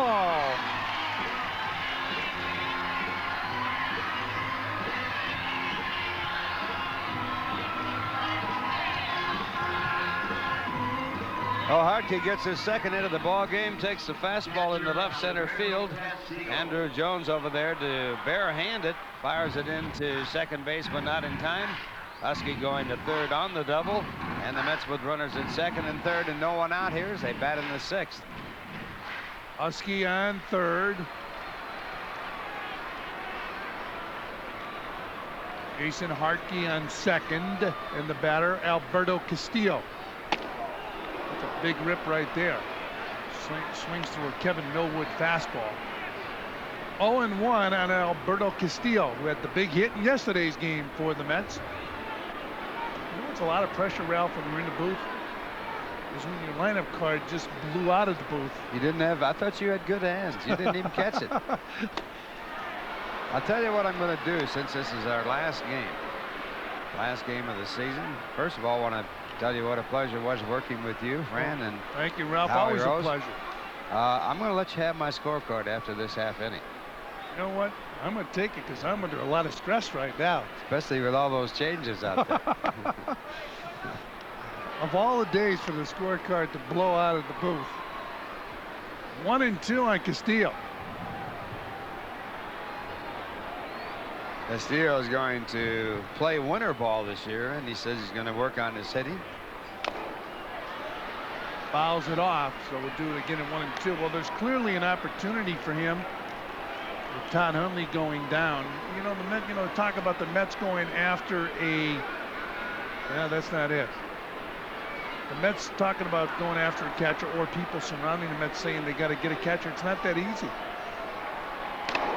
Foul back. Castillo is a very good receiver with a good strong throwing arm. Bobby Valentine really likes him, but his bat would keep him out of the lineup. Todd Pratt has done a nice job backing up Todd Hundley once he was recalled from Norfolk.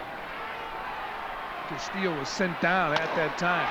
And he drives his ball in a gap right center field. Base hit. 1 run scores. And the Mets have a 6-2 lead as Alberto Castillo picking up a base hit to right field. On the hit, Husky scored. Hartke advanced to third.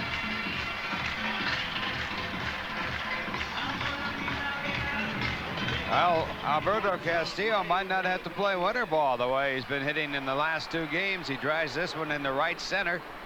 Jones gives up on it. The right fielder coming in to play Tucker, and he can't catch up to it. So the Mets get a run in and have runners at first and third, and still no one out. 6-2 Mets. Ordonez the batter, drives the ball to right field. Tucker's there. Hartke tagging. He scores easily, and it's 7-2 Mets.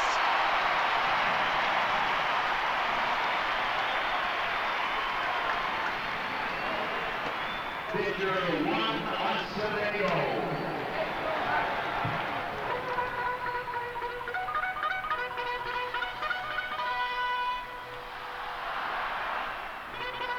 The Mets came into this ball game having won 6 of the 11 games between these 2 clubs and on their way to their 7th win in 12 ball games.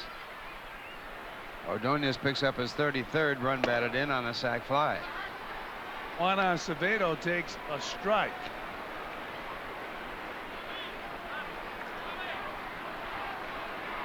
Denny Nagel started this ball game. The Mets knocked him out. Kevin Millwood now in the game for the Braves.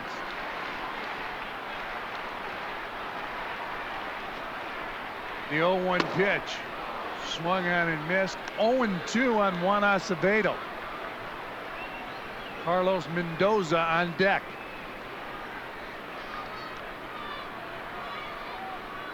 If the Mets go on and win this ball game, as Acevedo strikes out, the Mets will have won 88 games here in 1997. Center fielder. Ralph, you would have taken that when the season started. Anybody would have. That guy deserves a lot of credit. Had a great year for the New York Mets in his first full season as manager of the Mets. Bobby Valentine. And we'll take a look at that Jeep Eagle mid-game recap. John Olerud passes the century mark in RBIs. He has 102. He has 4 in this game. Base hit right field. So Carlos Mendoza picking up a base hit, and the Mets have runners on first and second with 2 men out here in the bottom of the 6th. Let's go back and take a look at that Jeep Eagle mid-game recap. Michael Tucker with a 2-run home run over the left field wall. Hit the ball the other way. So did John Olerud. And when you take a look at which way the wind is blowing that flag out in center field, you're going to understand why the ball went over the wall in left field. It's a breezy day here. Looks a little like Wrigley Field with that wind blowing like that. Ralph, when you were a player, that's the first thing you looked at as you approached the ballpark.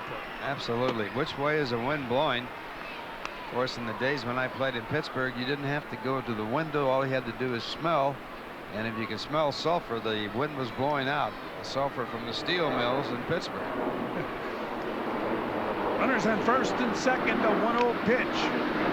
Sean Gilbert swings and misses. It's 1-1. It's amazing the habits you get into as a ball player, but the first thing you do when you get up in the morning, especially if you're on the road, is go to the window and look out, see which way the wind is blowing. Amazing.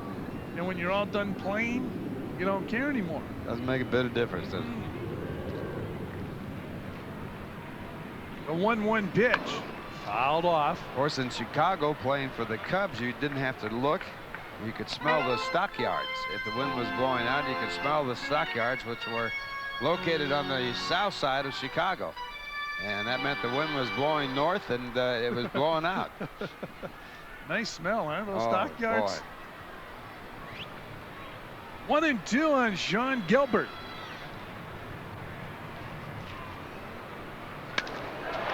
Ball hit hard, but right at Batista in left field. And that'll do it for the Mets, but they pick up 2. They strand 2. Mr. Kiner, it's been a delight again. I know you're on your way home, and Howie will be back.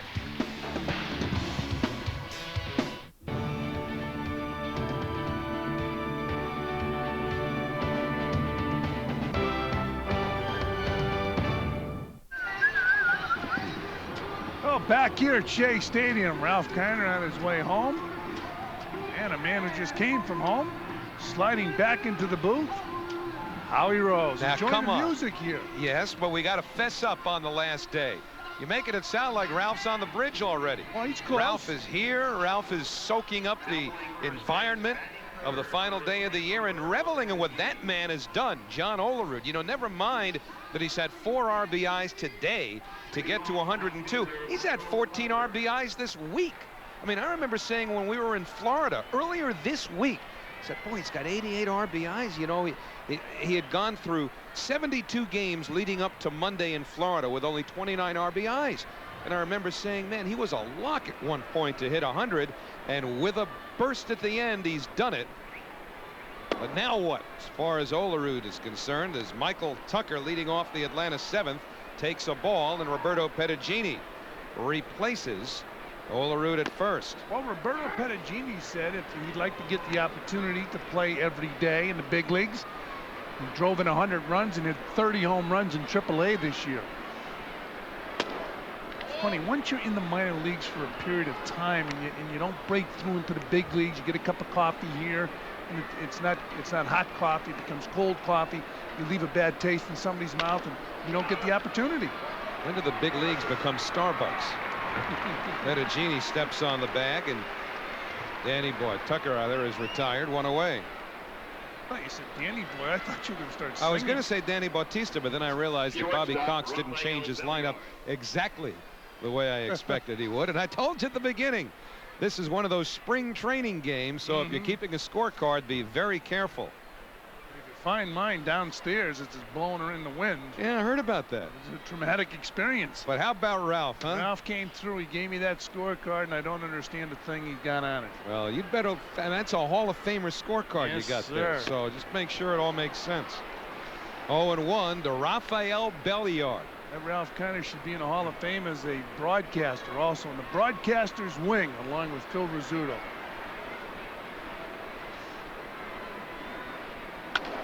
And Belliard lines it foul. I thought it was interesting hearing Danny Reagan, one of your former producers and directors here on Sports Channel, who now has the same chores with the Atlanta Braves, talk about in the 5 years that he's been in Atlanta, that Belliard's home run the other night was maybe the most memorable regular season event that he's seen. And that's saying a mouthful with this franchise.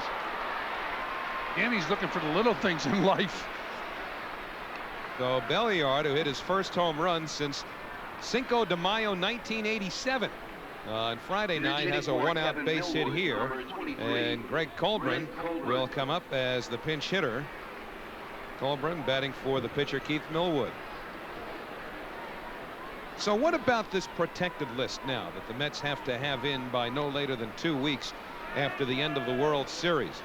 We here at Sports Channel got together, pooled our resources, and came up with a framework, something very unofficial that we feel might be the protected list. So you think about yours for a minute, and then we'll compare notes when Colbrin is through.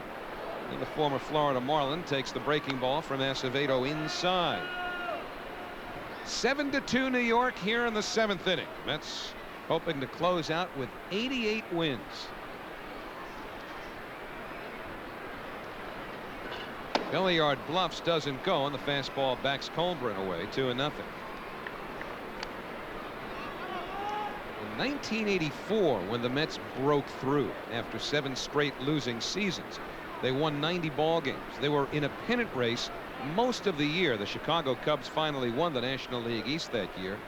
But in '84, Bobby Valentine was third base coach under Davey Johnson, and that club had kids, Gooden and Strawberry, that you could count on for some special times in the future, and they delivered. Colburn fisted. Gilbert gets the force back to first, not in time. So a fielder's choice, 5-4. In those days, the Mets didn't have to worry about losing anybody for an expansion draft. This year, the Mets do. Now, again, this is just a framework. But I thought it was interesting the other day when we were talking to Steve Phillips, the general manager. He said that some of the lists that he'd heard and seen offered most recently were closest, and the reason he said that was because they were more top-heavy in terms of major league players being protected as opposed to the minor leaguers. Butch Husky hauls in that Andrew Jones drive, side retired. We'll talk a bit more about that after the 7th inning stretch here at Shea with the Mets up by 5.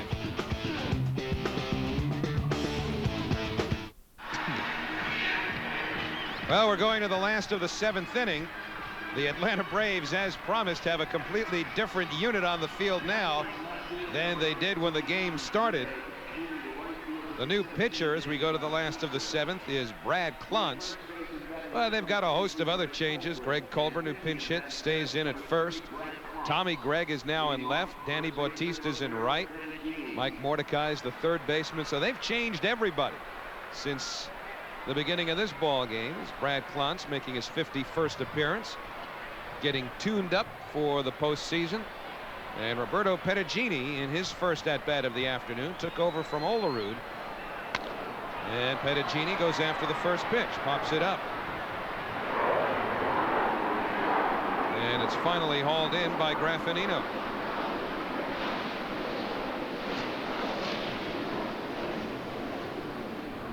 Let's again go back to the hypothetical protected list. John Franco, by the way, should be on that list. He's not. He's a 10-5 guy, and he absolutely has to be on that protected list.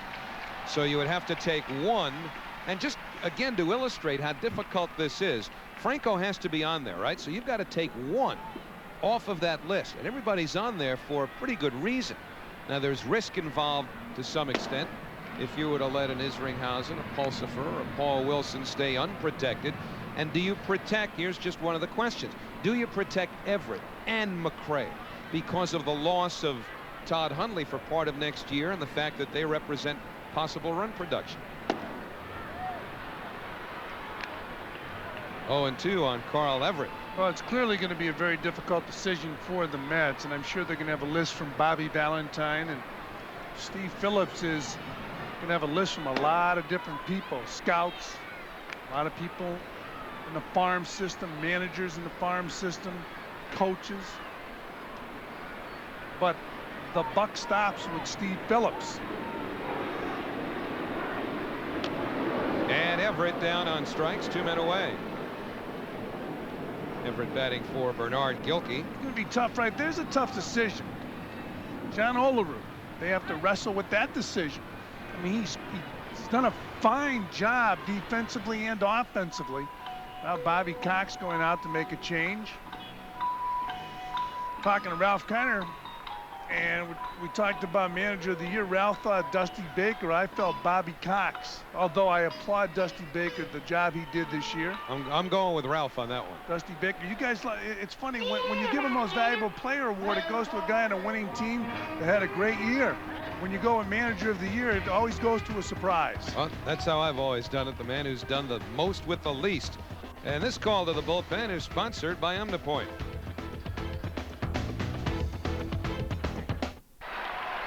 Well, it's the bottom of the 7th inning. Great time to enjoy the Frost Brewed Coors Light. Grab a silver bullet and let the mountains come to you. Coors Light, tap of the Rockies.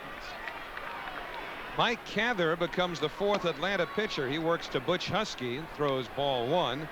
Cather, originally a member of the Texas Rangers organization, signed as a free agent by the Braves in February of '96. Came up mid-season this year from Richmond because the Braves were having big problems with their bullpen. And they basically cleaned out 3 or 4 members of that bullpen and changed hands just after the All-Star break. And the Mets went into Atlanta and promptly beat up Atlanta's bullpen. Now, getting back to the manager of the year for just a moment, Jim Leyland, who's won that award, said he feels the manager of the year award should go to the manager whose team wins it.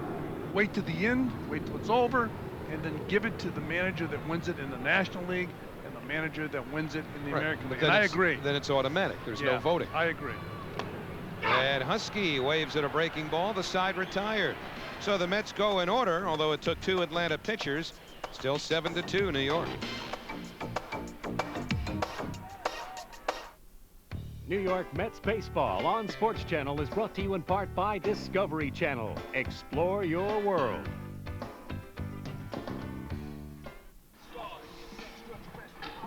Well, we go to the 8th inning here at Shea Stadium. The Mets with a 7-2 lead, looking for win number 88 to wrap up their comeback season, if you will. Coming back from 6 straight losing seasons and with a lot to build on now for 1998 and beyond. And yet we continue to talk about potential protected lists, and free agent acquisitions and trade acquisitions. Couple of things again you've got to remember about this expansion draft. If you have a player who is a free agent, you don't have to protect him. Obviously, he remains a free agent and just sort of floats out there, eligible to sign with any of the clubs, including the expansion teams, as you look at Greg McMichael coming on to pitch the 8th inning. And again, players with no trade clauses and 10-5 guys, John Franco, a 10-5 player, have to be protected, unless, of course, they waive those rights voluntarily. So that's why John Franco has to be on the list. Now, Carlos Baerga does not have to be protected. The Mets are guaranteed to own Baerga's rights for next year unless he's taken in the expansion draft. And by mid-November or thereabouts, the Mets then have to decide whether or not they're going to pick up Baerga's option for 1999. But he is the Mets for 1998 if they want him. How about the expansion clubs? They can build rapidly by dealing with free agents. That almost makes the term expansion team, as we used to know it, obsolete. 1-1 now to Tony Graffinino, the Atlanta second baseman. Well, you would expect an expansion team years ago to suffer many defeats before they even came close to being a contender. Today, look at the Rockies.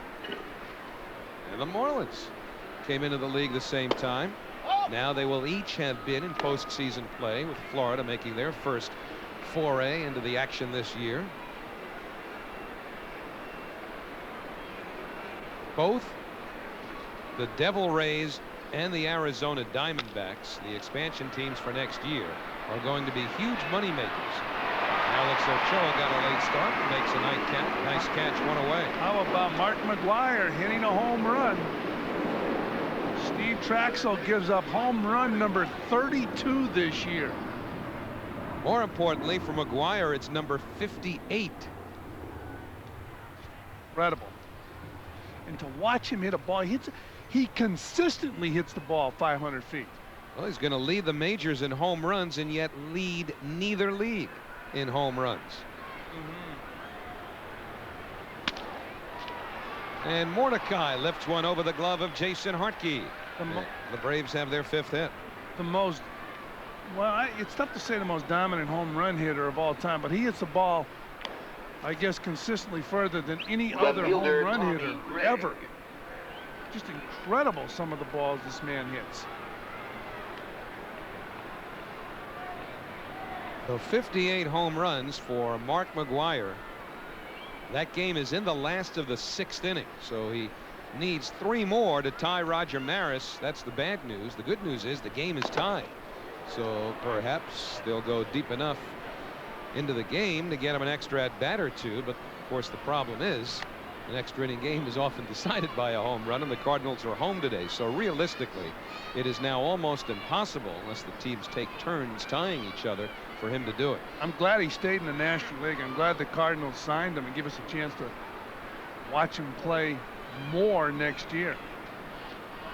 For him to do it. I'm glad he stayed in the National League. I'm glad the Cardinals signed him and give us a chance to watch him play more next year. I'm telling you, Howie, in batting practice in St. Louis, I was watching him hit baseballs. Everybody's watching. The Mets were stretching. They stopped their stretching to watch McGuire hit in BP. He hit a ball in center field. I thought he hit a golf ball. That's the way the ball traveled. Tommy Gregg bounces one through the hole. Mordecai stops at second. And the Braves now with 2 on and 1 out against McMichael here in the 8th. Then in a ball game, he hit a couple home runs against the Mets, and it was amazing till after he hit the ball and as he was rounding the bases. First, everybody watched the fly of the ball, and then the way the Mets infielders and outfielders were looking at McGuire as he was going around the bases. Just an awesome home run hitter. You know, he almost he had a shot at being his 3rd year of hitting 50 home runs. His first year, he hit 49 home runs. The last game of the season was at Comiskey Park in Chicago, and he took the day off because of the birth of his son. He flew back to the West Coast. He said, I'll have another chance of hitting 50 home runs, but I won't have another chance of seeing my first baby born. So he flew back. 0-1 now to Danny Bautista. And with number 58 today, McGuire ties Jimmy Fox and Hank Greenberg. There's a couple of Hall of Fame names for you. For the most home runs ever by a right-handed hitter. 1-1 to Bautista. How about Mike Piazza just hit number 39 on the season? How can you overlook him for the MVP award? You know, that potion you gave me before our pregame show is starting to wear off. Starting to rethink. Oh, wait a minute, you already made a decision. Yeah, I know, but when you were on radio, you made the decision at 7 o'clock. By midnight, you stayed with your decision. Yeah, we had 7-second delays. I could delay and change my decision 3 or 4 times. I don't know how you don't give it, to use a double negative, to Larry Walker. Well, Larry Walker clearly has had an outstanding season. One thing I think hurts Larry Walker is he played well on the road, but also he plays 81 games at Coors Field. So you got to give some extra points to Piazza, correct? Outside. Well, the thing with the thing with Walker, to me, that makes Coors Field a moot point this year is that, for example, last year Larry Walker hit something like $170 on the road. This year he's hit more home runs away from Coors and has hit about as well in terms of batting average away from Coors as he has in Denver. So to me, this year for him, Coors Field is a non-factor. What do you think Piazza would have hit at Coors Field? But he didn't. You know, what would Joe DiMaggio have done at Fenway Park? The beautiful part of this game is that there are so many variables having to do with the nuances and the asymmetrical features of ballparks and the schedule. Want to take another call? Fran from Holyoke, you're on the air. And Bautista's out on strikes. 2 men away. You know, when you talk home runs, you talk MVP, makes you hungry for a donut. With that in mind, stop by any participating Dunkin' Donut shops in the tri-state area and try a new coffee Coolata, a delicious frosty cool sensation in 4 mouth-watering flavors: original, mocha, French vanilla, and hazelnut. Larry Walker, by the way, not playing today. Let's not forget Jeff Bagwell. How do you overlook him? He did it indoors. Never had to worry about being cold. 0-1 to Eddie Perez, the catcher. And a dark horse. When you think MVP, his team won the division in the West because he batted behind Barry Bonds, Jeff Kent.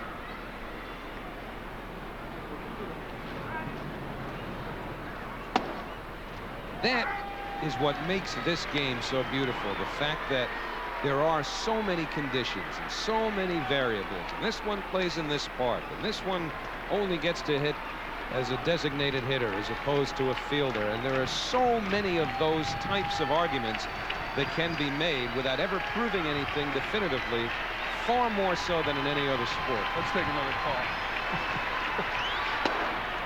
1-2 to Perez. I thought I recognized your voice. How about Eddie Perez now? Is he something of an innocent victim, being the, quote, personal catcher of Greg Maddux? Well, yes. And he and Javi Lopez are very close friends. They said that makes it a lot easier in the Atlanta Braves clubhouse because they are such close friends. But wherever Maddox goes, Perez goes with him. Right, they're very, very compatible on the field. But how about this one? When Perez catches Maddox, Maddox wants him to catch him, and he's done a good job. But when Maddox has had to lead ball games and Wohlers would come in, he has struggled pitching to Eddie Perez. How about that stat? I think that's almost impossible to believe. As an outsider, you know, just as a fan who looks at a major league player having certain skills which ought to be consistent with at least whatever pitcher is going to come into the game if you're the catcher. I mean, how much of a difference can there possibly be for Mark Wohlers pitching to Eddie Perez, this fella, as opposed to Javi Lopez? It's just incredible that a guy when Maddox is stuff needs his a personal catch.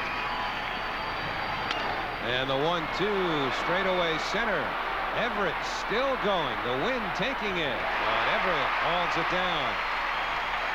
No runs, 2 hits. The Braves leave them both on. Still 7-2 New York.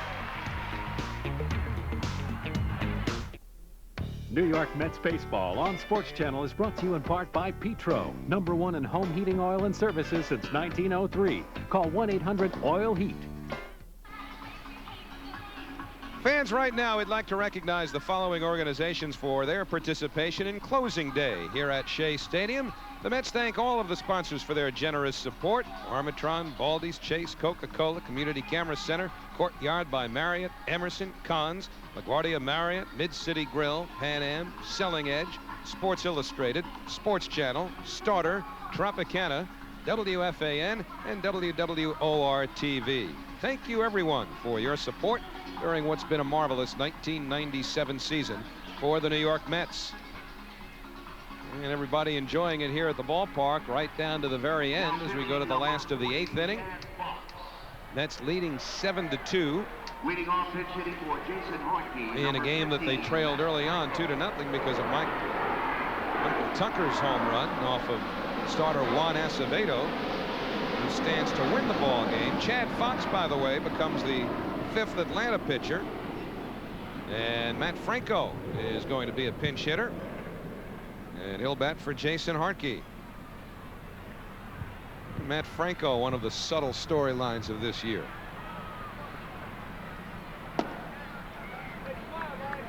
Big pinch hits. Big home run off of Pedro Martinez coming to mind, perhaps most prominent among them.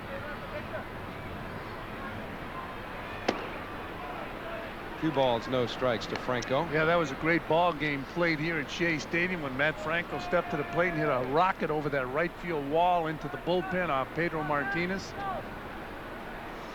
Jay Horwitz had some fun with the notes today, as he always does on closing day. You got to be careful with his notes. Well, remember now, this is just a product of Jay's imagination.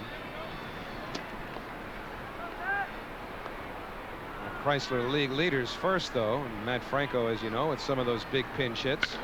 And here could be another one. Deep to right field. Batista to the wall. That's a gunner. Well, that's fitting, isn't it? A pinch homer by Franco. 8-2 New York.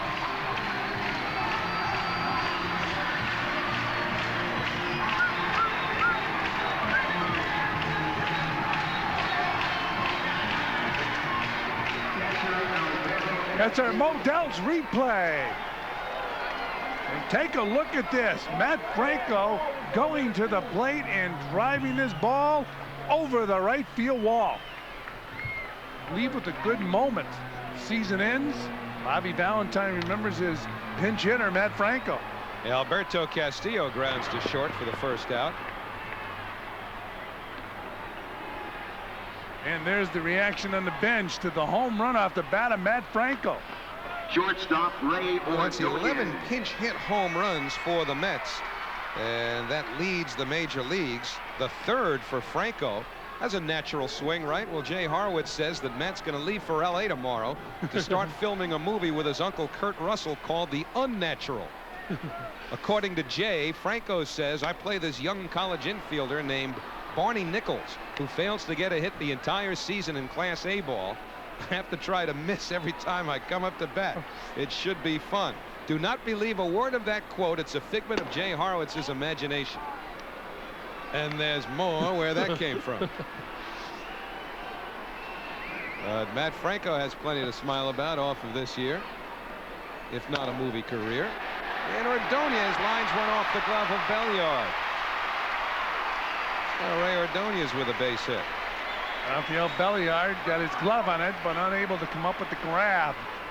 Right fielder Alex Ochoa. He grabbed for the ball and hit off the end of the glove.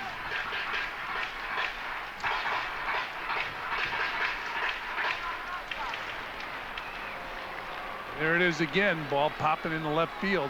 So a base hit. 11 hits for the Mets. Alex Ochoa, who came on defensively, stayed in the ball game in the 8th inning, but was inserted into the 9th spot as part of the double switch that saw the pitcher batting 5th. Now it's 2 balls and no strikes on Ochoa. And you got to figure anyway that Alex will not be part of the protected list. Again, none of this is official. It's just speculation. He's the kind of player you would think an expansion team would go for. Take a shot at him, because 2 years ago he was scouted by a lot of people and everybody was very high on him when the Mets traded for him, but really hasn't gotten the opportunity every single day, and you don't know what a player can do unless he's out there every day. So that might have been the last plate appearance in a Met uniform for Alex Ochoa, pending anything during the offseason. It's a 4-pitch walk, and the Mets have 2 on with 1 out. Left fielder Carlos Mendoza. Now again, if Carl Everett was on the bubble, and who knows if he is or was, does Hundley's injury sort of force the Mets to protect Everett's power? Carlos Mendoza looks at a fastball outside. Remember, the expansion protected lists do not have to be in until 2 weeks after the final game of the World Series, whenever that is, and the window there is between the 7th and the 11th of November. So the Mets still have over a month to make some deals that would alter their roster, and that's the key too. You know, teams can make trades to divest themselves of players that they were unsure about, just to make sure they get some value for them rather than potentially losing them. Yeah, you know what? This expansion draft's a pain, isn't it? Well, to an extent. Now, did the Babe, the Bambino, Brian Bohannon show enough as a starter in the second half to warrant protection? Inside to Mendoza, 2-1. The only people who have the answers, and they're not necessarily 100% certain yet either, are Steve Phillips, Bobby Valentine, and the rest of the Mets hierarchy. I saw David Howard coming into the ballpark today. And did he give you his list? I tried to get a list out of him. Ooh. That'll go to the backstop, and both runners will move up. That's a reaction by a catcher to a fastball that's bouncing. Eddie Perez, watch his reaction to this ball that hits the dirt. Usually it's a breaking ball. Look at this. You're supposed to want to block that ball. His reaction was, I'm getting out of here. Didn't he realize I can't? It's a wild pitch, which is why Fran's laughing, because in case you're not a regular among our viewers on Sports Channel, Fran takes the pass balls personally. Oh, I have nightmares over it. Upstairs, ball 4. So Chad Fox now has issued 2 straight walks. Matt Franco hit a pinch homer to lead the inning off, so now the bases are loaded with 1 out for Sean Gilbert. Leo Mazzoni, the pitching coach with the Braves, on his way out to the mound. Some would say, and it's probably not fair to Leo Mazzoni, that he's got the cushiest job in all of baseball, being able to roll Maddox, Glavine, Smoltz, and Nagel out there. They almost got Schilling this year in a trade. How about that?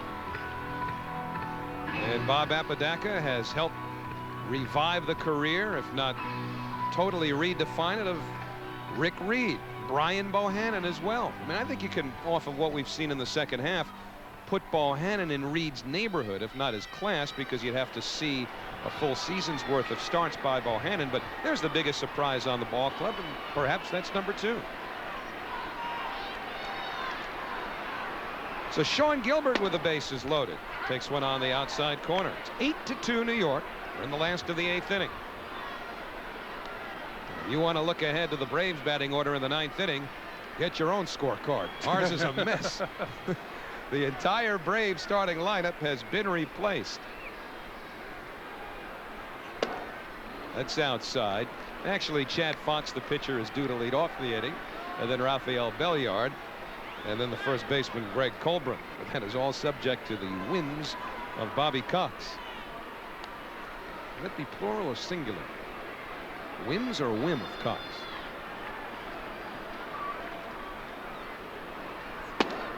Outside to Gilbert. 2 balls and a strike. I think it would take one whim to affect many changes. It's been a whimsical day then for that man. Good luck to Bobby Cox and the Braves, who are going after it again in the postseason. He's pretty predictable in his moves. I mean, he's got a lot of talent on the ball club. 3-1 now to Sean Gilbert with the bases loaded. Bobby's done a good job with good talent. He's allowed them to play. Never overmanages. Yeah, well, that doesn't get in the way. Okay. So I mean that basically answers then what he does that stands out on a ball club that has as much talent. But when you don't overmanage, you never get the credit you're due. It's guys that take chances and overmanage and are criticized for it. They get more credit. But you know what? Now, you played for Whitey Herzog briefly in Kansas City, right? Not very much. Just a little bit? Yeah. They said after the Yankees beat him every year in the playoffs that he overmanaged the way he utilized his pitchers and such. And yet when he got to St. Louis, and you know, maybe he didn't have as much talent as the Mets in that generation, they said Whitey was a genius because he beat the Mets 2 out of 3 pennant races. Well, this guy's never overmanaged Bobby Cox. He's an underrated manager. And Gilbert is down on strikes, leaving the bases loaded. Here comes Bobby. He's making a move after we said that. This is overmanaging. Come on, Bobby. You guys have a plane to catch. Got the playoffs coming up. Let Fox throw. Well, it's his pitching staff. He's trying to get everybody in to get him some work here the last day of the season. Right. And so Bobby Cox making a pitching change. And it comes in the last of the 8th with the Mets leading 8-2.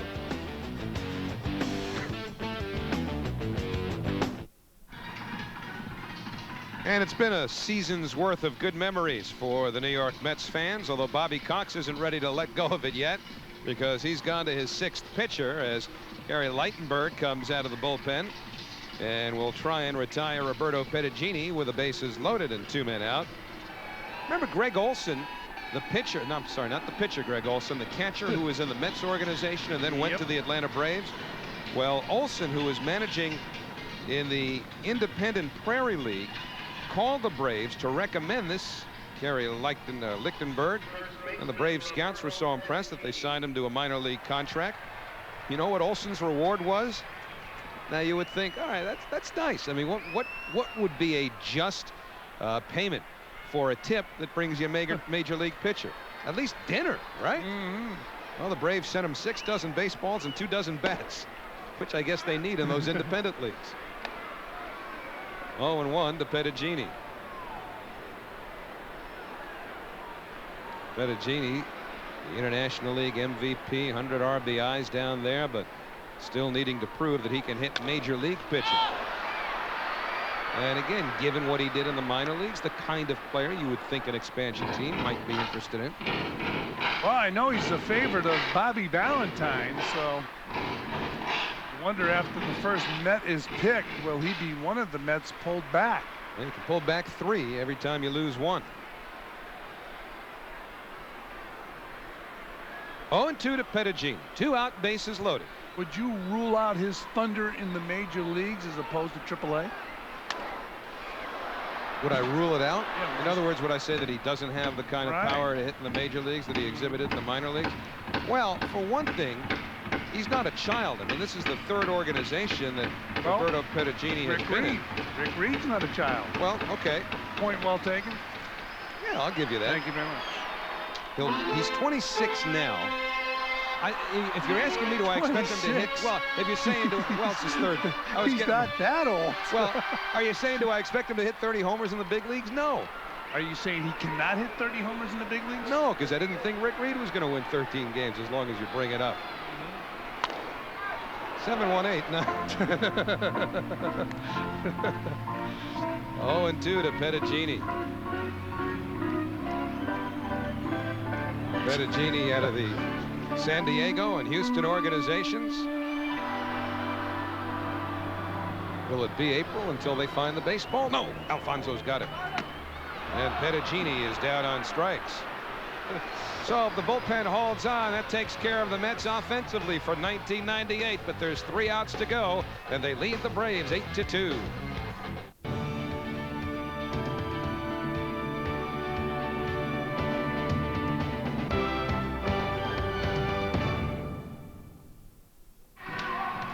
We have hit the absolute home stretch of the 1997 season. It's brought to you by New York Thoroughbred Racing at Belmont Park.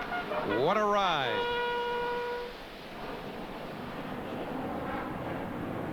And the Mets have produced a lot of smiles from their fans this year. Now they'll try and produce 3 more outs and win number 88.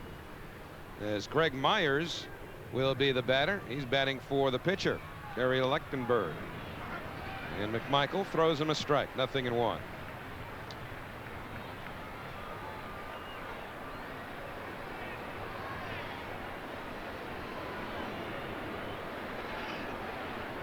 So as far as Mets history is concerned, as Myers loops one over Franco for a base hit, this year matches up, I would think, best against 1984, which we talked about before, when the Mets won 90 ball games after 7 straight losing seasons. What the Mets did after the '84 season, though, was add Gary Carter and Howard Johnson, a couple of prominent players. Carter, whose achievements had already been well known and chronicled, and Howard, who at that time was one of the outstanding power hitting prospects in the game. And that's probably what the Mets need to do this winter, whether it's through free agency or a trade. Bring in some reinforcements to push this team over the top next year. What about Izzy? Will he be physically sound? And well, that's the key, and I'm sure that the jury is still out waiting to see what's going to happen to Izzy, Paul Wilson, Bill Pulsipher. Rafael Belliard lifts it, and Mendoza's got it. 1 down. You know, getting a complete look at those 3 guys healthy has been put on hold for a couple years. There's a guy that Bob Apodaca is very high on, Dave Malicki. You would think he's pitched his way into a protected spot, if there was any doubt. Yeah, I mean, his stuff is good enough where another club is going to go out after him. There have been inquiries as far as the availability of Dave Malicki. And there's, by the way, one of the heroes of this club this year, in my opinion, Bob Apodaca. Phenomenal job, this pitching staff. Slowly hit by Colburn, but foul. And Franco taking over at third base, pushing Gilbert over to second. And you would think that Bernard Gilkey would be protected. Well, if he's not, I'm sure the Diamondbacks would love to have a guy like Bernard Gilkey. A lot of teams are very high on him. I mean, you talked about Dusty Baker. Dusty Baker told me he tried to get Bernard Gilkey for a couple of years. He was very high on Gilkey's ability. Well, you get a full package with him, and certainly with Alfonso as well. Gilkey providing the kind of clubhouse leadership that teams love, because it's not a loud, boisterous, look-at-me type of leadership. In the air, left field. Mendoza has a beat. And there are 2 men away. And so the 97 season is down to 1 last out. And John Olerud, 102 RBIs, a free agent. Can you let 102 RBIs walk? Tough decision for the Mets with John Olerud. 102 RBIs, 20 home runs, and played very good defense. In fact, Bobby Valentine said he should be considered for a Gold Glove. Well, this club deserves the standing ovation it's getting right now from these fans here at Shea Stadium. It was a very positive year. A lot of, I guess, surprises, but Bobby Valentine wasn't surprised by some of these guys. He was expecting Alfonso, Ordonez, Hundley. 0-1 to Andruw Jones. How about the trade for Olin? It turned out to be a pretty good deal. at least for 1 year. The 0-1 to Jones. That's a strike. And the season perhaps down to its last pitch. They weren't #1 this year, but they made serious inroads. Bobby Valentine and the whole coaching staff will be back next year. 0-2 to Jones with 2 outs in the ninth. 8-2 New York. Put this season in the books. The New York Mets rebound from 71 wins in 1996 and win 88 here in 1997. Hats off to Bobby Valentine of the New York Mets for a terrific comeback season. And he's done it managing a club, and he was under a lot of pressure as a manager of this ball club. Made some moves that were controversial moves, made a controversial trade, but the Mets with 88 victories.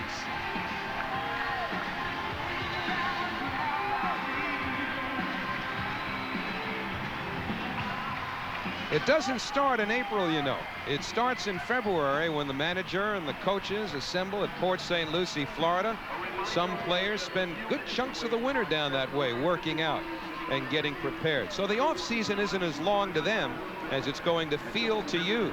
And by the time the expansion draft is over with, the middle of November, the Mets can begin the serious task of putting things together to try and build now on what has been a terrific 1997. Next year starts in about a week. They have meetings concerning the organization that will take place in Port St. Lucie, Florida. They go on for about a week, and then potential trades. And you got the expansion draft, free agents, signing your own players. This is a little bit unusual, and I've seen every one of these just about back to 1962.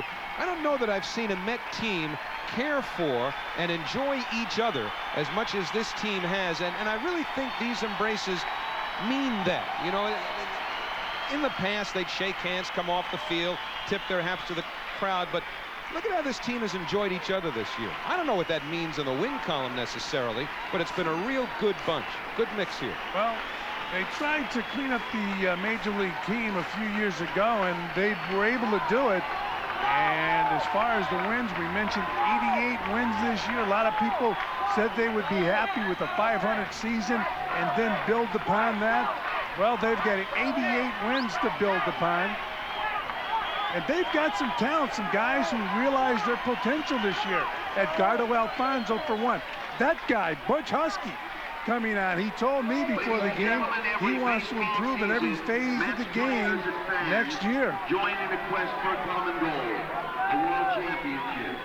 In some ways, it's a disappointment anytime you fall short of that goal.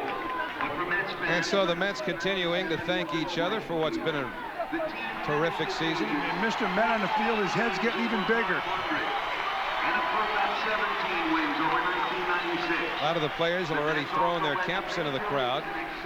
There's going to be a video presentation on the Diamond Vision board that some of the fans are staying for. Howie, when you were a kid, if they threw their hats in the stands, you've been fighting for those hats. They've had to have had jet propulsion to get them into the upper deck. Yeah, this is quite a scene here at Shea Stadium for a ball club that did not win the division, but they won 88 ball games in a big advance for this organization.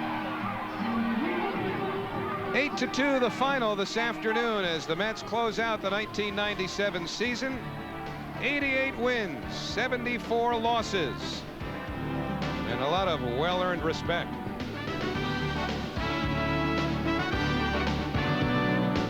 New York Mets baseball on Sports Channel is brought to you in part by Aeropostale. Come visit one of our 113 locations nationwide. Our items of the month are graphic t-shirts at 2 for $20. Aeropostale, the all-American choice since 1987. That's your final this afternoon as the Mets beat the Atlanta Braves, take 2 out of 3 from the Eastern Division champions, the defending National League champs. Obviously, games that were totally meaningless to the Braves, but maybe the legacy of this Mets club for 1997 is that nothing was meaningless. You know, they started off 3-6 on the road, came home, lost 3 straight to the Giants, and even the most loyal Met fan would have to have thought, well, here we go again, but Bobby Valentine had other plans as the Mets, after a shaky April, turned it around to finish 14 games over 500, and most importantly, Fran, encourage the fans that the best is yet to come. Absolutely, Howie, and right now the Mets are on the field watching a music video about their year. It's quite a scene here at Shea Stadium. They put together a terrific video. Hey, there's Todd. There's Todd Hundley. But I'm telling you, I mean, listen, you played this game, and obviously playing for some of those Yankee teams in the late 70s, we know they weren't exactly each other's best friends. But I think what we saw on the field here today was unusual, maybe even unprecedented as far as the New York Mets have been concerned over the years. A bunch of guys are really genuine. I mean, Baerga looks like he's crying. He is. And this team genuinely cared about not only the game, but each other and the fans, too, and that's nice to see. And he really emerged as a leader in this ball club. Early in the year, he was on the bench. He was struggling so bad, he had been benched, and what a leader he's become. Listen to this place, Shea Stadium.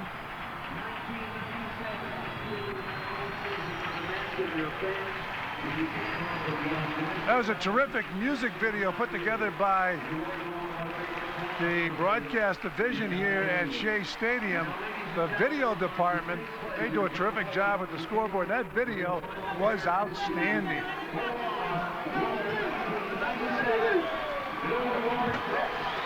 Well, the Mets in the background taking one last bow.